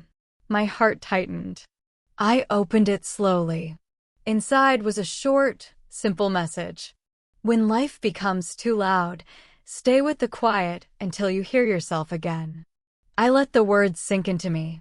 Not dramatic. Not poetic for beauty's sake. Just true. I took the second letter. The word on the front said, "Listen." I opened it. The world speaks softly. Most people rush too fast to hear it. Walk slowly. Listen deeply. Life is not trying to run away from you. My throat tightened. I hadn't realized how fast my life had been moving, how many things I had rushed through, how many moments I had stepped over because I believed the next moment was more important. I took the third letter. This one said, "Let go." When I opened it, the words felt different, stronger, but kinder. You carry things that are not yours anymore. Put them down. Your hands need space for the things that are coming. I closed my eyes. Those words felt like they were touching something inside me I didn't usually allow myself to touch. I set the letter down carefully. The sky was now growing brighter, a soft gold spreading along the horizon. I looked back into the box. At the bottom, under all the letters, there was a small stone. Smooth. Flat. Warm from the morning light. Someone had carved a word into it, but the carving was old and faint. I held the stone close and read the word. Return. A deep, quiet breath left my chest. It suddenly made sense. The notebook, the letters, the cliff, the house, the man's father. Everything was speaking the same message. Not return to a place. Not return to a person. Return to yourself. Return to the part of you that you stopped listening to. Return to the part of you that waited quietly through all the noise. I stood up slowly, holding the stone. The sun was rising over the ocean now, turning the water into a sheet of gold. Light stretched across the cliffs, warm and gentle. It touched the box. It touched the letters. It touched my hands. For the first time in a long time, I felt like I was breathing fully. Not just air into my lungs, but life into my heart. As the sun rose higher, I became aware of quiet footsteps behind me. Soft, slow, familiar. I turned around. The man from the cliffs was standing there. For a moment, he didn't say anything. He just looked at the box, the letters, the stone. And then he looked at me. His eyes were tired, but warm. "You opened it," he said softly. "Yes," I whispered. "And you read them?" I nodded. He closed his eyes for a moment, as if holding back a wave of emotion. "My father wrote those letters," he said quietly. "But he didn't write them for the town. He didn't write them for strangers. For you." I asked. He took a slow breath. "Yes." I felt a deep ache rise inside me. "Why did he leave them here?" I asked. The man looked out at the ocean as the sun rose higher. "Because he couldn't say those things out loud," he said. "He didn't know how. So he wrote them here and hoped that someday I would read them." "But you never did," I said gently. He shook his head. "No." I was angry. I didn't understand. I closed myself off. He looked at me, and there was something honest, something fragile in his eyes. "But maybe I wasn't meant to read them first," he said. "Maybe someone else needed to see them through clearer eyes, through a softer heart." I swallowed hard. "I'm not sure my heart is soft," I said quietly. The man smiled, a small, sad, warm smile. "It is," he said. "You feel deeply. You listen. You notice the things most people walk past. That's softness. That's strength." The wind moved between us gently. He looked down at the stone in my hand. "That's the last thing he carved," the man said. "The last thing he left behind." "It feels important," I whispered. "It is," he said. He wanted people to return. Not to this place, but to themselves. We stood in silence as the sun grew brighter, warming our skin. For a long moment, neither of us spoke. Then he said softly, "Thank you for opening the box when I couldn't." "I didn't know it was yours," I said. He shook his head. "It doesn't matter. Some things belong to whoever needs them." We looked out at the horizon together. The ocean, the rising light, the quiet breath of morning. Everything felt new. Everything felt possible.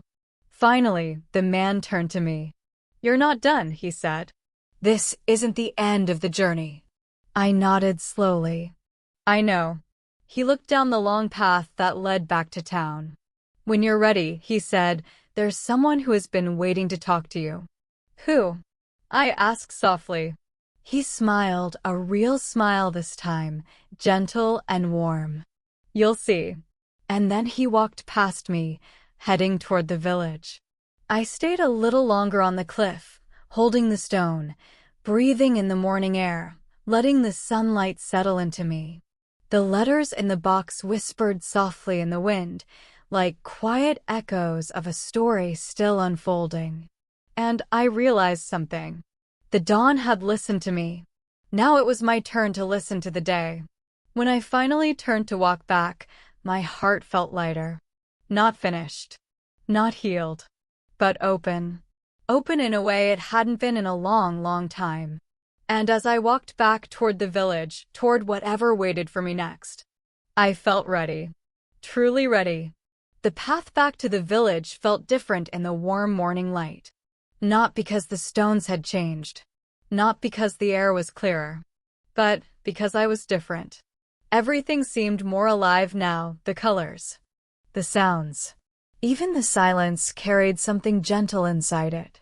Each step felt like a soft conversation with the world, a quiet agreement between my feet and the earth. I am here. I am listening. I am ready. As I got closer to the first houses of the village, I saw people opening their windows, sweeping their porches, preparing for the new day. Their movements were calm, natural, slow enough to show that nothing here was rushed. Life had its own rhythm, and everyone seemed to understand it intuitively. The air smelled of warm bread and sea breeze.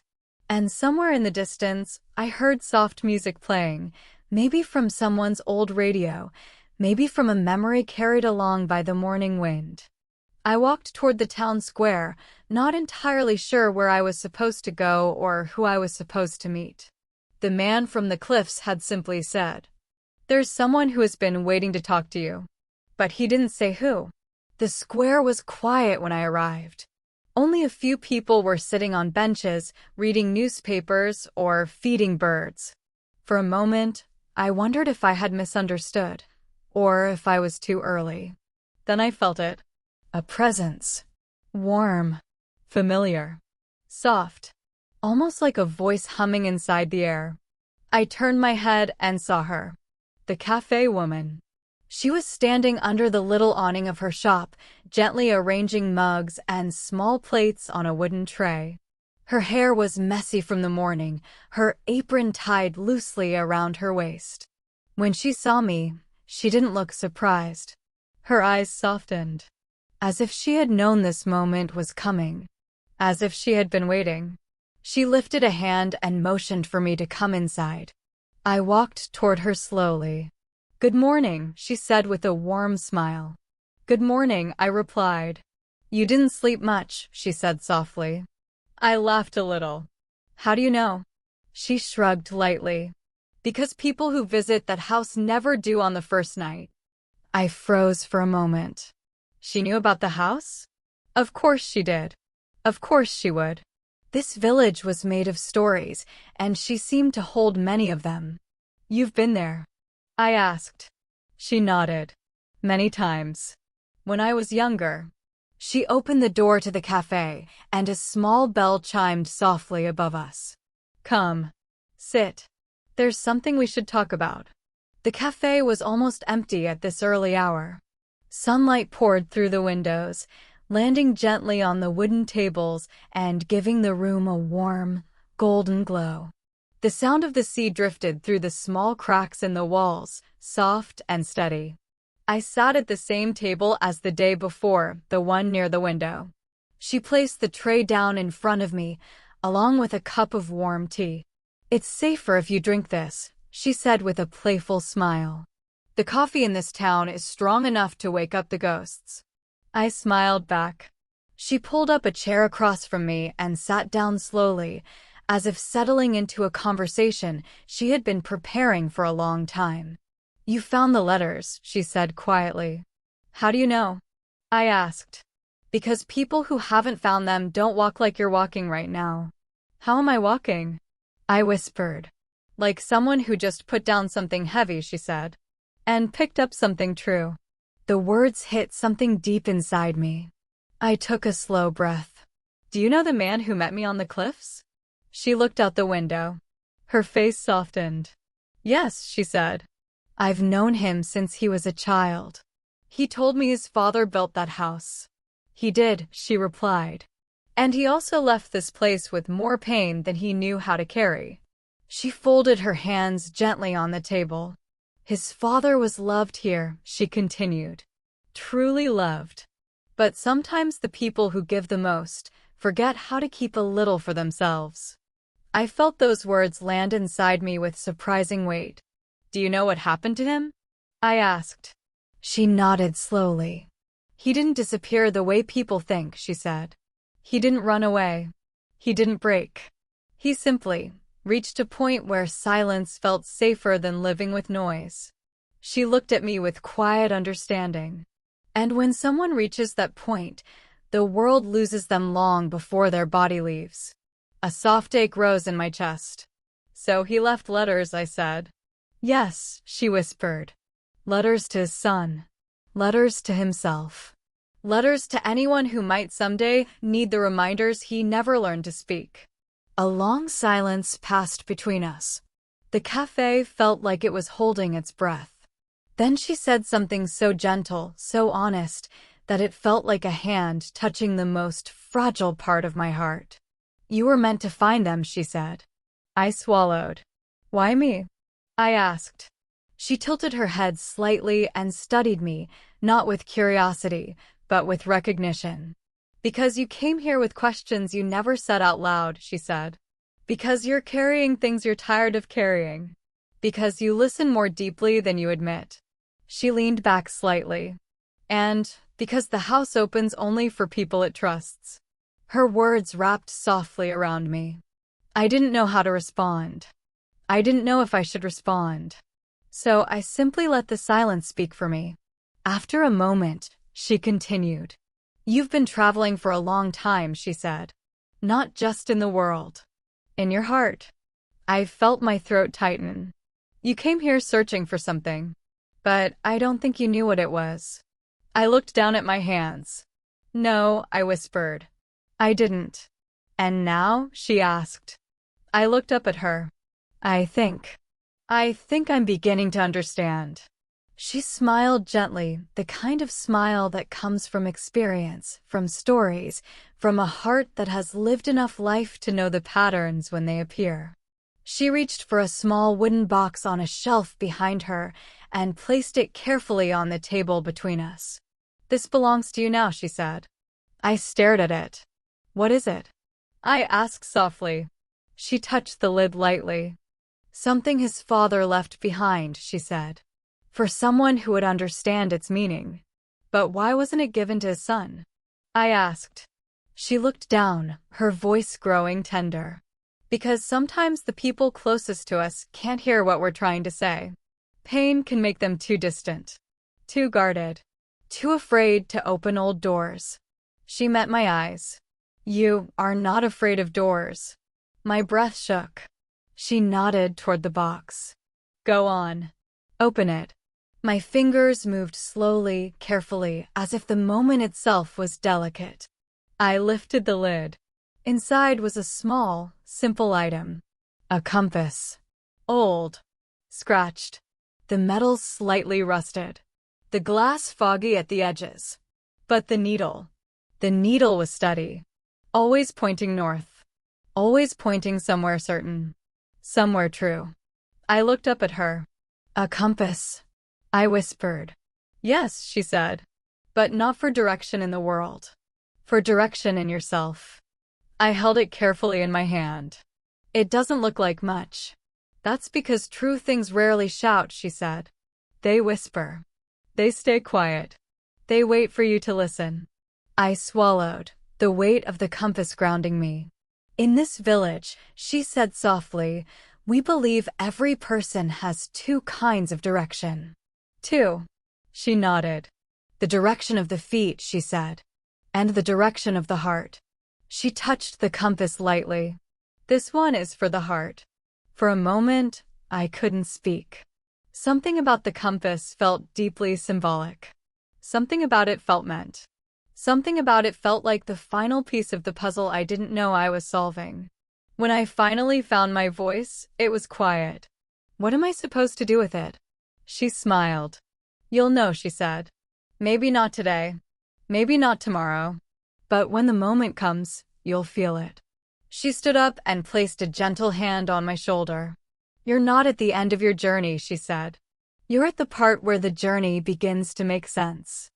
I closed my eyes. Just for a moment. Because sometimes, understanding is too soft to feel with open eyes. When I opened them again, the cafe woman was looking at me with warmth, with softness, with the kind of care that doesn't need to be spoken. Thank you, I whispered. She nodded. You're welcome. Then she said, almost in a whisper. And now, it's time to visit the last place your heart has been avoiding. My breath stilled. What place? I asked. She stepped aside and pointed out the window. To the path that led toward the old hill overlooking the entire village. The place where all stories end, she said. And where all honest stories begin. The hill the cafe woman pointed to was one I had noticed before, but never visited. It stood above the village like a quiet guardian, covered with soft grass and small wildflowers that moved gently with every breath of wind. It wasn't intimidating. It wasn't dramatic. It was simply there, watching life unfold below, patient and calm. Some places feel like doors. Some feel like mirrors. And some feel like the moment right before you remember something you forgot a long time ago. This hill felt like all three. I stepped outside the cafe holding the old compass gently in my palm. Its metal was cool. Its weight was light. But somehow it felt like I was carrying something much bigger, like a message that had been waiting for years to be heard. The morning light was soft as I began walking up the narrow dirt path leading to the top. The village behind me slowly grew smaller, quieter. The sea stretched out in a wide, peaceful blue. The wind carried the scent of pine and salt. And with each step, it felt like I was climbing not just a hill, but a memory. A truth. A part of myself that had been waiting patiently.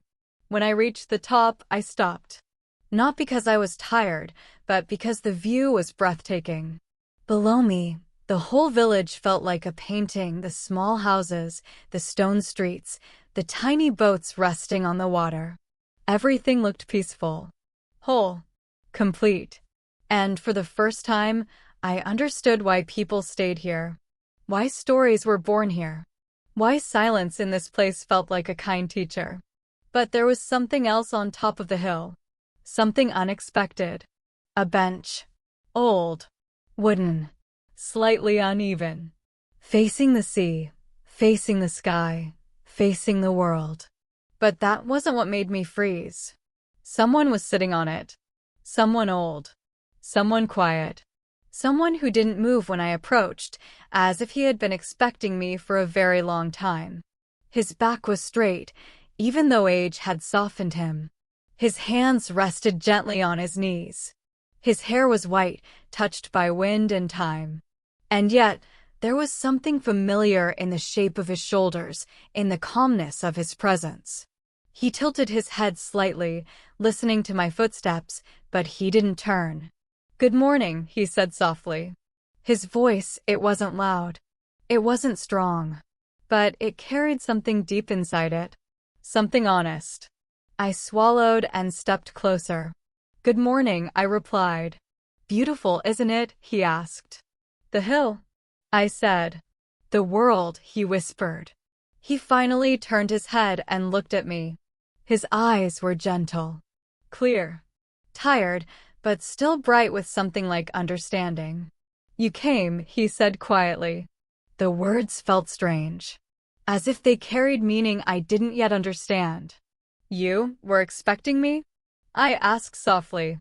He smiled, not a big smile, but the kind that held years of stories behind it.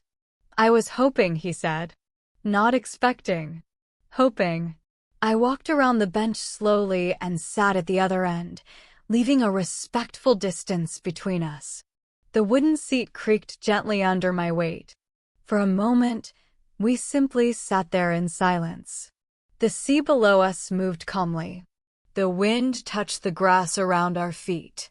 Birds crossed the sky, their wings cutting through the soft morning light. "Finally," he said. "People only come up here when they're ready." "Ready for what?" I asked. He looked at me with eyes that seemed to see far beyond the present moment. "To hear the truth they've been whispering to themselves," he said. I held the compass tighter without realizing it. He noticed. "Ah," he said softly. "You found it." I looked down at the compass, then back at him. "You know about this?" He nodded. "Of course." "I made it." I froze. I felt the air shift around me. "You made it?" I whispered. "Yes." My heart started to pound softly, not with fear, but with a sudden understanding that felt like a slow sunrise inside me. "Are you?" I hesitated. "Are you the man from the letters?" He smiled again, a mixture of sadness and peace. "Yes," he said. "I am." My breath caught quietly in my chest. "But everyone said you left," I whispered. He looked out at the sea. "In some ways, I did," he said. "But in other ways, I was here the whole time." I didn't speak. I didn't know how.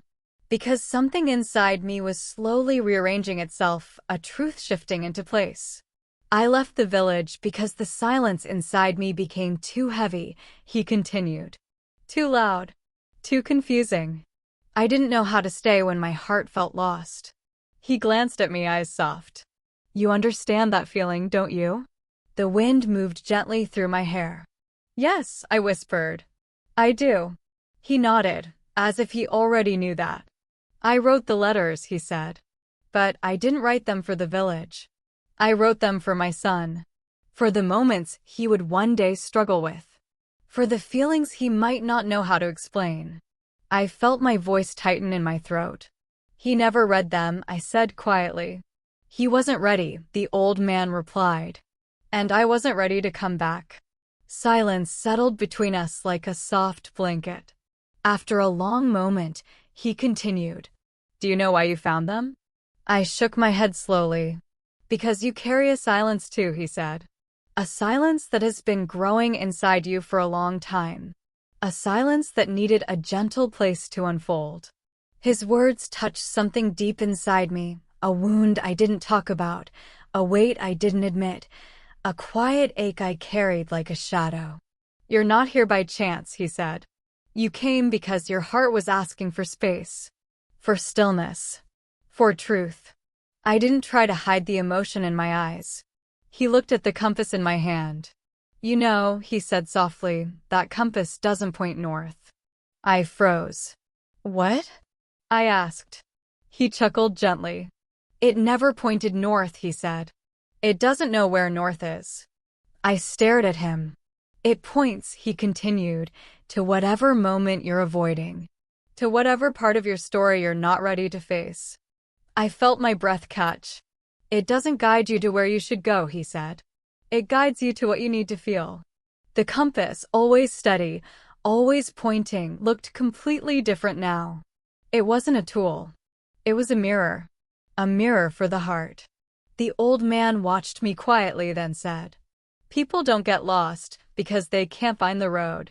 They get lost because they stop listening to themselves. I swallowed hard. He turned his face back to the sea. I sat here for many years, he said. Not because I was afraid of returning, but because I wanted to understand myself before I walked back into the lives of others. And now? I whispered. Now, he said softly, I think I am ready. Something in my chest softened, a small crack opening, letting in light. Is your son ready too? I asked. He smiled a small, trembling smile. He will be, he said. Now that someone helped him take the first step. I felt warmth spread slowly through me. You mean, me? I asked. Yes, he said. You. The wind lifted gently, carrying the scent of salt and wildflowers across the hill. I'm just a visitor, I whispered. No, he said. You're a reminder. A reminder of what? He looked at me, and there was no sadness in his eyes now, only gratitude. That even after years of silence, he said, something quiet can still guide us home. We sat there together, watching the sea, watching the morning stretch quietly into the day. Finally, he stood up. Slowly, carefully, with dignity. I think it's time, he said. For what? I asked. For me to return. He smiled at me one last time. Thank you, he said softly. For listening. For reading. For carrying what I could not speak. I stood up too. I didn't do anything, I whispered. You did more than you know, he said. You opened a door I closed long ago. And then he walked down the hill. Not quickly. Not fearfully. Not with regret. But like a man who had finally learned where home truly was.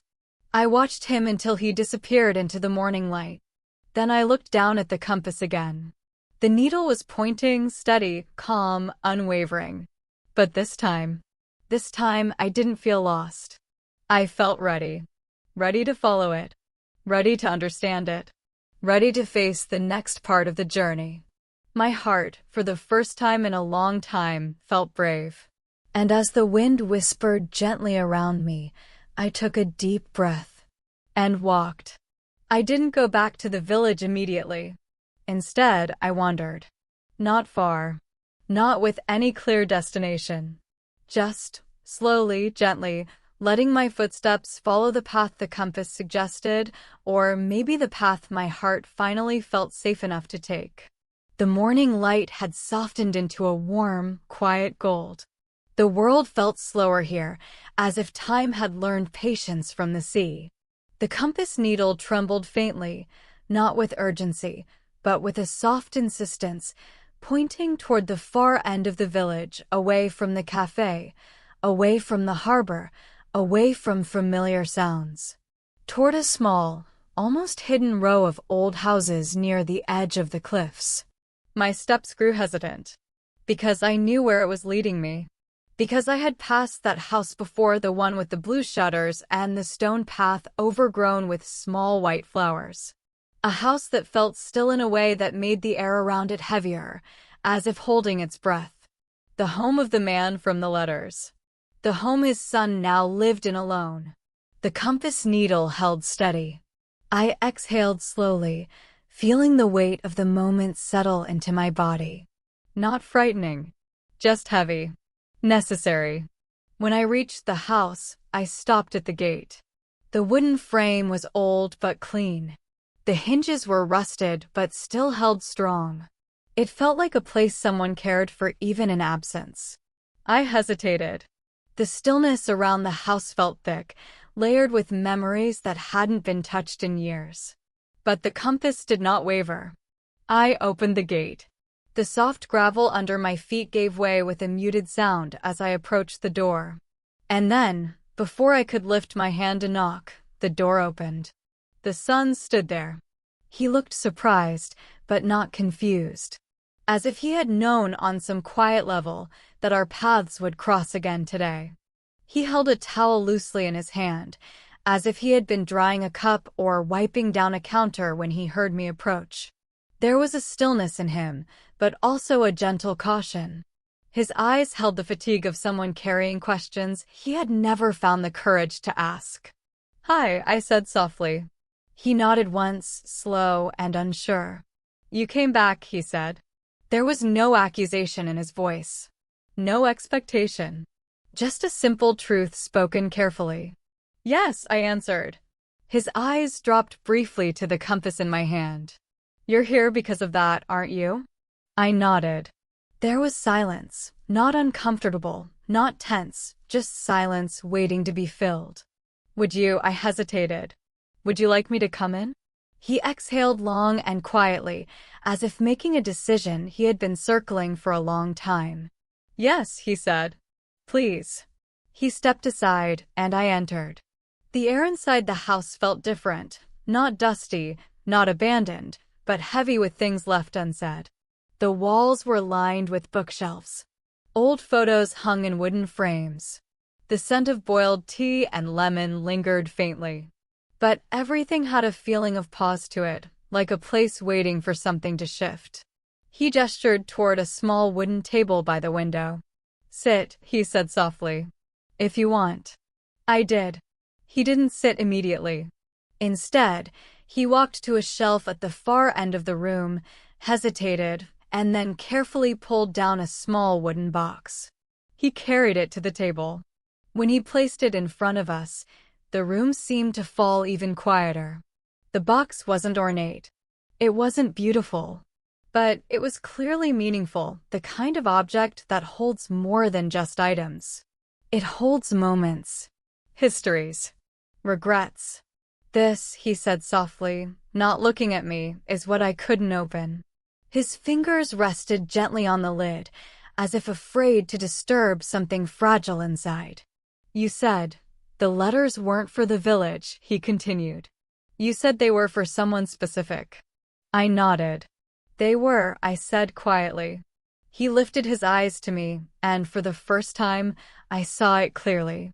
The loneliness, the confusion, the unspoken ache of a son who had grown up with silence instead of explanations. His voice softened. "Were they for me?" I didn't answer right away. I couldn't. Not without breaking whatever careful balance existed in this moment. Instead, I opened the compass slowly. The needle swung once, then settled, pointing directly at the wooden box. His breath caught softly.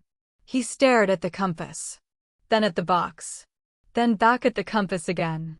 "Why would he leave something like that?" he whispered. He didn't leave it to stay hidden, I said.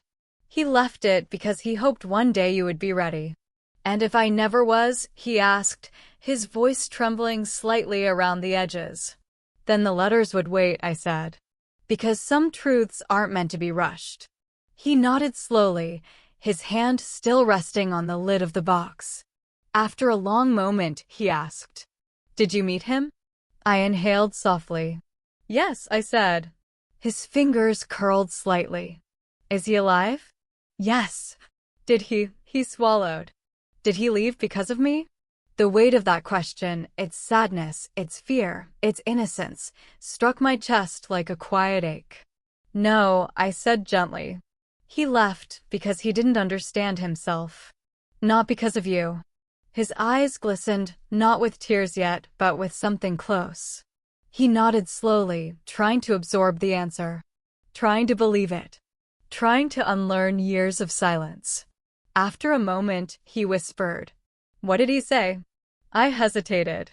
"He said he is ready to come back," I answered. The sun exhaled again, a deep, trembling breath that sounded like something inside him finally loosening. "I don't know what I'd say to him," he murmured. "You don't need to know yet," I said. "Just be open." He nodded.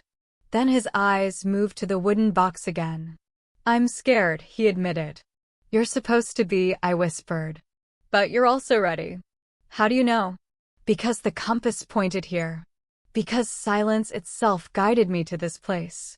Because the moment I saw him now, I felt the shift inside him. But I didn't say those things. Instead, I said, because you opened the door." He looked down, breath unsteady. With slow, careful hands, he lifted the lid of the box. Inside lay dozens of envelopes, some yellowed with age, some newer, all carefully sealed with the same handwriting. His father's handwriting. His hands trembled as he touched the first envelope. He didn't open it. Not yet. He simply held it, the weight, the paper, the years, as if it were both familiar and foreign. "I thought I didn't want answers," he whispered. "But maybe I just wasn't ready to face the questions." I nodded. "That's okay." He breathed out slowly. "Will you stay?" he asked quietly. "While I try to read the first one?" "Of course," I said. He opened the envelope. The sound, the soft tearing of old paper, felt like the beginning of something long overdue. He unfolded the letter with both hands. His father's handwriting flowed across the page, soft, careful, emotional, written by a man who wasn't good at speaking his heart, but tried anyway. He read in silence. The room held him. The light held him. I held space for him. His breath grew uneven. His eyes glistened. His face softened in a way that hurt to witness. When he finally reached the bottom of the letter, he pressed it gently to his forehead and cried. Not loudly, not dramatically, just quietly, the way someone cries when the world they carried alone suddenly becomes lighter. When he finally looked at me, his voice was barely a whisper. "He never stopped loving me." I shook my head. "No," I said. "He never did." He touched the letter again, holding it carefully. "I think," he exhaled shakily. "I think I want to meet him." My heart warmed. "I think he's waiting for you," I said. He nodded slowly, with trembling courage. Then he looked at the compass. "What about that?" he asked softly. "Will it still point somewhere when this is done?" I ran my thumb gently along its surface. "I think," I said slowly, "it points wherever our hearts aren't looking yet." He smiled lightly through the last of his tears. "I guess mine has a little more to look at," he said. "Yes," I whispered. "So does mine." He closed the wooden box carefully and placed it beside him. And for the first time since I arrived in this village, I felt something shift inside me too. Something quiet. Something honest. Something ready. The compass needle trembled faintly and slowly began to turn. I left the blue-shuttered house quietly, giving him space to breathe, to feel, to sit with the words that had finally reached him after years of silence. The gate closed softly behind me, and for a long moment I simply stood outside, letting the cool sea wind brush against my face like a gentle hand. Something about the air felt lighter now. Not just around the house, but around the whole village. As if the story that had been quietly waiting here had finally taken its first step toward healing. The compass was warm in my palm. Warm in a way it hadn't been before. When I opened it, the needle spun once, slow, deliberate, then settled, pointing toward the cliffs overlooking the ocean. A different direction. A new call. I felt no urgency. Only a soft pull, like the tide whispering for me to walk with it for a while. So I followed. The path to the cliffs was narrow, lined with wild lavender and small white flowers that brushed against my ankles as I walked. The sound of the ocean grew louder with every step, rising from a gentle hum to a soft, rhythmic roar. The sky was pale blue, stretched wide and endless, the kind of sky that makes you feel small in a comforting way, like your story is just one thread in something much larger and much kinder. When I reached the top of the cliffs, the wind wrapped around me fully, cool and alive. The sea below glittered like melted glass. Standing there, I felt the world open up. And then, you came. The voice behind me was familiar. Gentle, tired, hopeful. I turned slowly. The father stood there. Older than the photo I had seen. More fragile than the man I had imagined. But real, so painfully, beautifully real. His hair had turned almost silver. His shoulders carried the shape of years spent alone with his guilt. But his eyes, they were soft, the same eyes I had seen in his son. He took a few hesitant steps toward me. I wasn't sure if you'd go to him, he said quietly. I did, I answered. And he read your first letter. The man inhaled unsteadily, as if those words alone were enough to break something open inside him. Did he? He swallowed. Did he say anything? Yes, I said softly. He said he wants to meet you. His breath left him all at once. A sound not quite a sob, not quite a sigh, something in between. A release he had been waiting for longer than he would ever admit.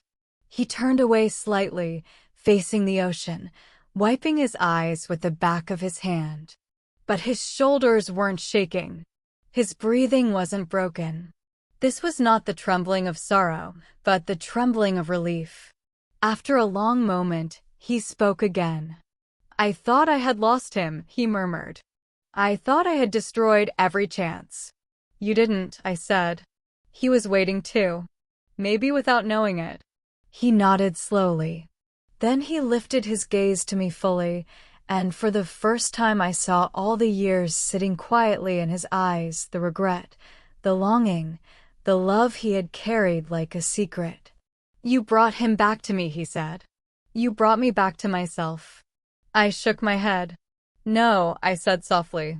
You both brought each other back. I just helped you see the path.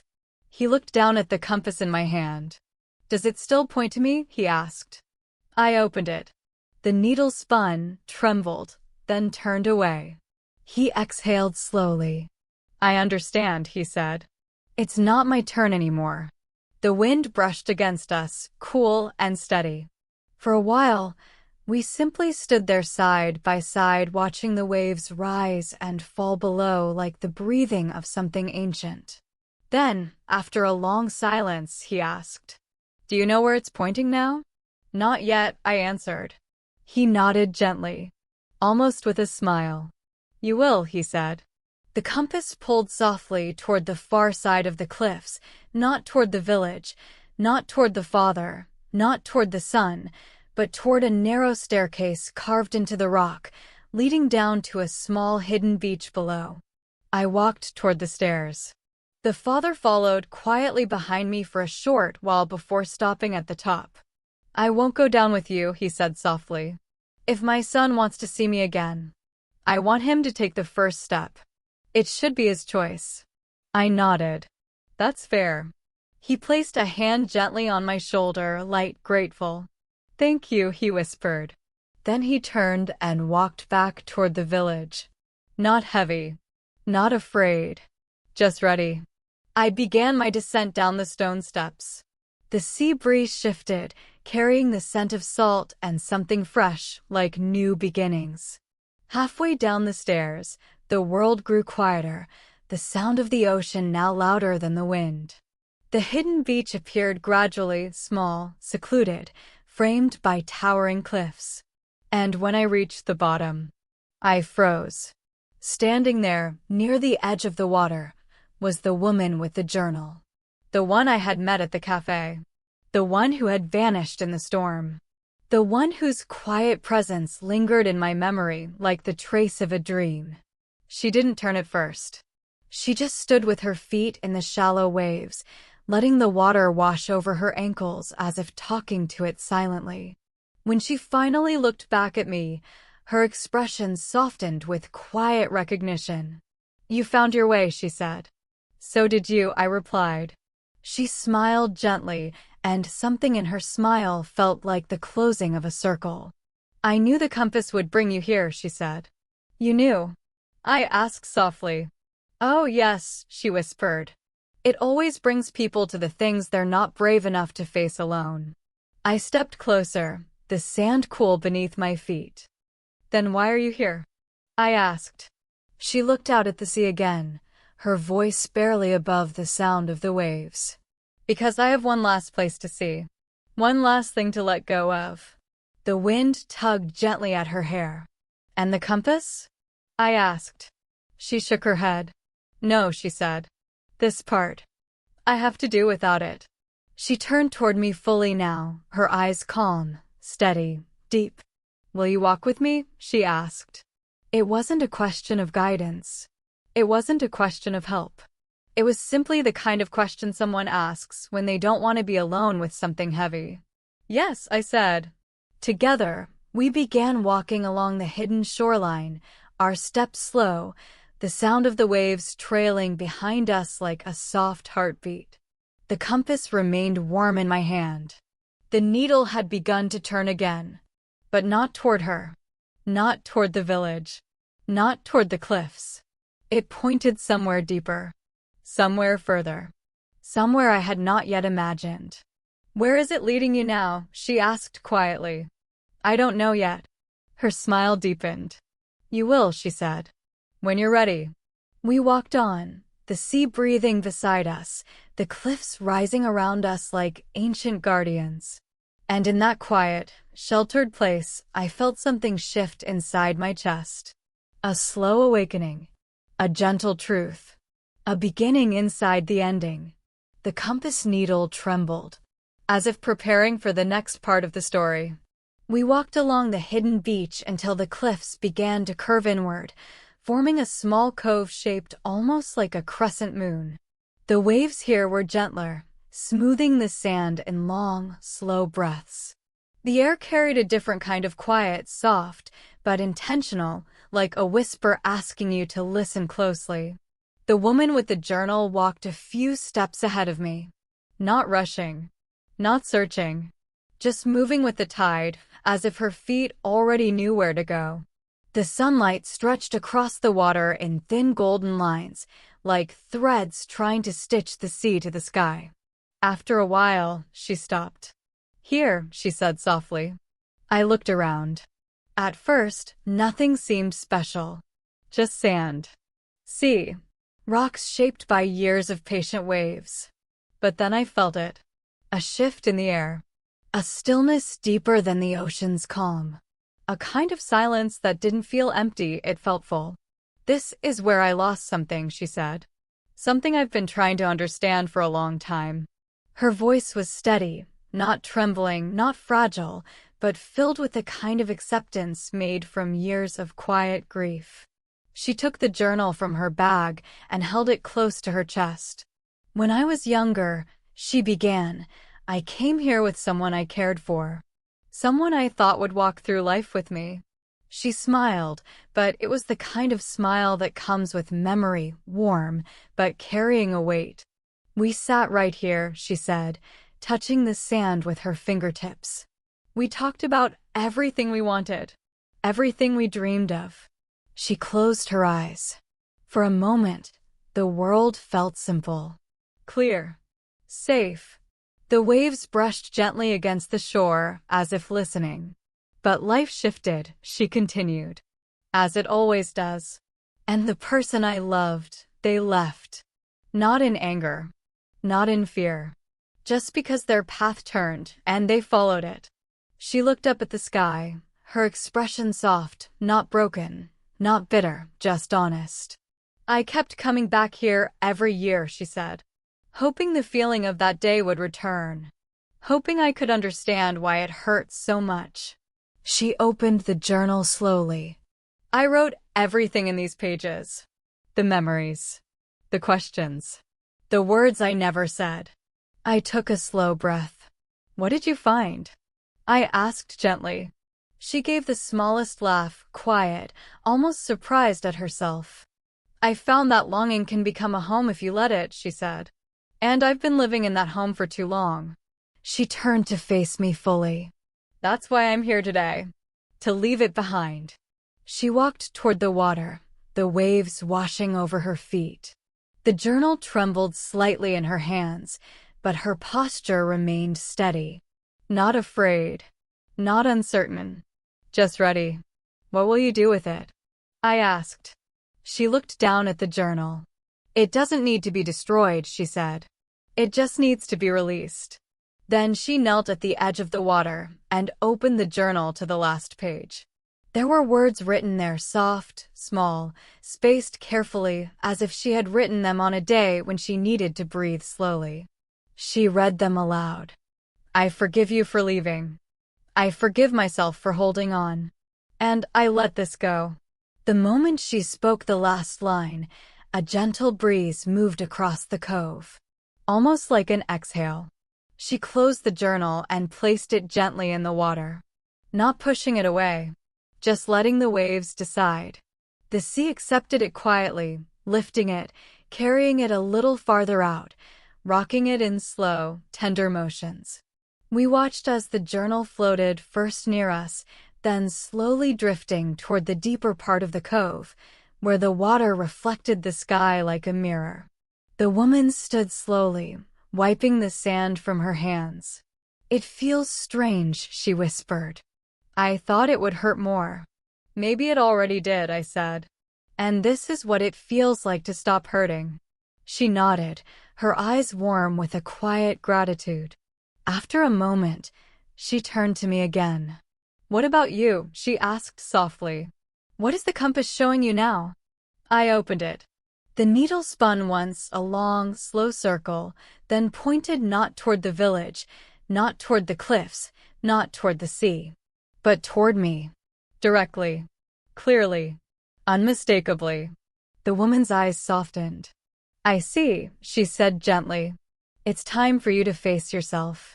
The wind shifted again, brushing gently across my skin. A strange heaviness settled in my chest, not fear, not sadness, but something deeper. The kind of weight you feel when you know the next part of the journey will reveal a truth you've been avoiding. She stepped closer. The compass brought you to others, she said. To their stories. Their healing. Their turning points. She placed her hand lightly over mine, over the compass. But now, she whispered, it's pointing to the one story you haven't opened. I didn't speak. I couldn't. The truth of her words felt like standing at the edge of a deep, still pool, a place where reflection becomes unavoidable. She gave me a soft, reassuring smile. You've helped others see what they were afraid to face, she said. Now the journey will ask the same of you. The waves washed gently around our feet. The journal floated farther out, slowly lowering into the shimmering water, disappearing into the quiet depths like a memory finding its final resting place. I'm not afraid, I said softly, but the tremor in my voice revealed something else. I know, she said. Being ready doesn't mean being unafraid. It means being willing. She stepped back, giving me space as the light around us began to change slowly, subtly, as if the day itself understood the shift. I closed the compass gently. And in that moment, Something inside me shifted too, like the beginning of a door opening in a quiet room. The woman looked toward the horizon again. "Your story is waiting," she said. "And so is the next part of the journey." After the woman left the cove, I remained there alone for a long time. The waves moved in gentle, steady breaths, brushing against the sand as if comforting it. The sky shifted into a deeper blue, the soft color of late afternoon, the hour when the world becomes quiet enough for you to hear your own thoughts. The compass sat warm in my palm, still pointing at me, still waiting, still asking. I stood there with the sound of the ocean filling the stillness, and something inside me began to loosen slowly, carefully, like a knot being untied by invisible fingers. It was strange how heavy the air felt, even though the wind was light. Strange how the world felt wider and smaller at the same time. Strange how the compass, this small object I had carried through the village, through stories, through other people's memories, was now turning back to the one place I had been avoiding. My own. I closed my eyes and let the breeze wash over me. And in that moment, something shifted. Not outside. Inside. A memory rose in my mind, soft at first, like a distant echo. A room. A voice. A goodbye. A silence that lasted too long. I opened my eyes quickly, as if trying to escape the memory. But there it was, waiting. The compass needle trembled again, gently, insistently. "You want to see," it seemed to say. "You're ready to see." I didn't feel ready. But I took a slow breath and followed where the needle pointed, not outward, not toward a path, not toward a place, but inward, toward the quiet truth I had tucked away for years. And then, a picture formed in my mind. A door. A wooden door with a brass handle. A door I used to know. A door I hadn't touched in years. The door to my childhood room. My chest tightened. Not with fear. Not with sadness. With recognition. I sat down on the sand, letting the waves touch my feet, grounding me in the present as the past rose like a tide inside my mind. I could see it clearly now, the last moment before everything changed. The day I decided to leave home. The soft argument. The misunderstanding that turned into distance. The fear I didn't know how to express. The guilt of walking away too soon. The unanswered message I never returned to. And the silence that followed for years. The compass glowed faintly in my palm, as if warmed by the truth rising inside me. I whispered into the wind. I left because I was scared. The waves pulled back, listening. I left because I didn't know how to stay. The waves returned, touching my feet again. And I never apologized. The truth hung in the air, soft, simple, but heavier than anything I had faced yet. I pressed my hands into the sand, feeling the earth beneath me. The memories were not sharp. They did not hurt the way they once did. But they were heavy, full of things unsaid, full of things I carried quietly through the years. The compass needle pointed at me still, reminding me of something I had forgotten. That healing wasn't only about others. Sometimes it was about the story you tell yourself in the quiet moments. The story you avoid. The door you don't want to open. I closed my eyes again and spoke the words I had been holding for too long. "I forgive myself for leaving," I whispered. "And I forgive the part of me that didn't know how to stay." The ocean breathed with me. Slow, steady, patient. The compass warmed, not with heat, but with relief. When I opened my eyes, the sky above me had turned a softer shade of gold, the sun beginning its slow descent toward the edge of the sea. And the needle. It moved. Slowly. Gently. And, for the first time, it pointed forward. Not back. Not inward. Forward. I stood slowly, brushing the sand from my hands. A calm, unfamiliar peace spread through my chest, not loud, not dramatic, just gentle and steady. The kind of peace that comes when a story finds its closing line. I followed the compass along the shore, each step lighter than the last. The cliffs began to rise again. The path curved.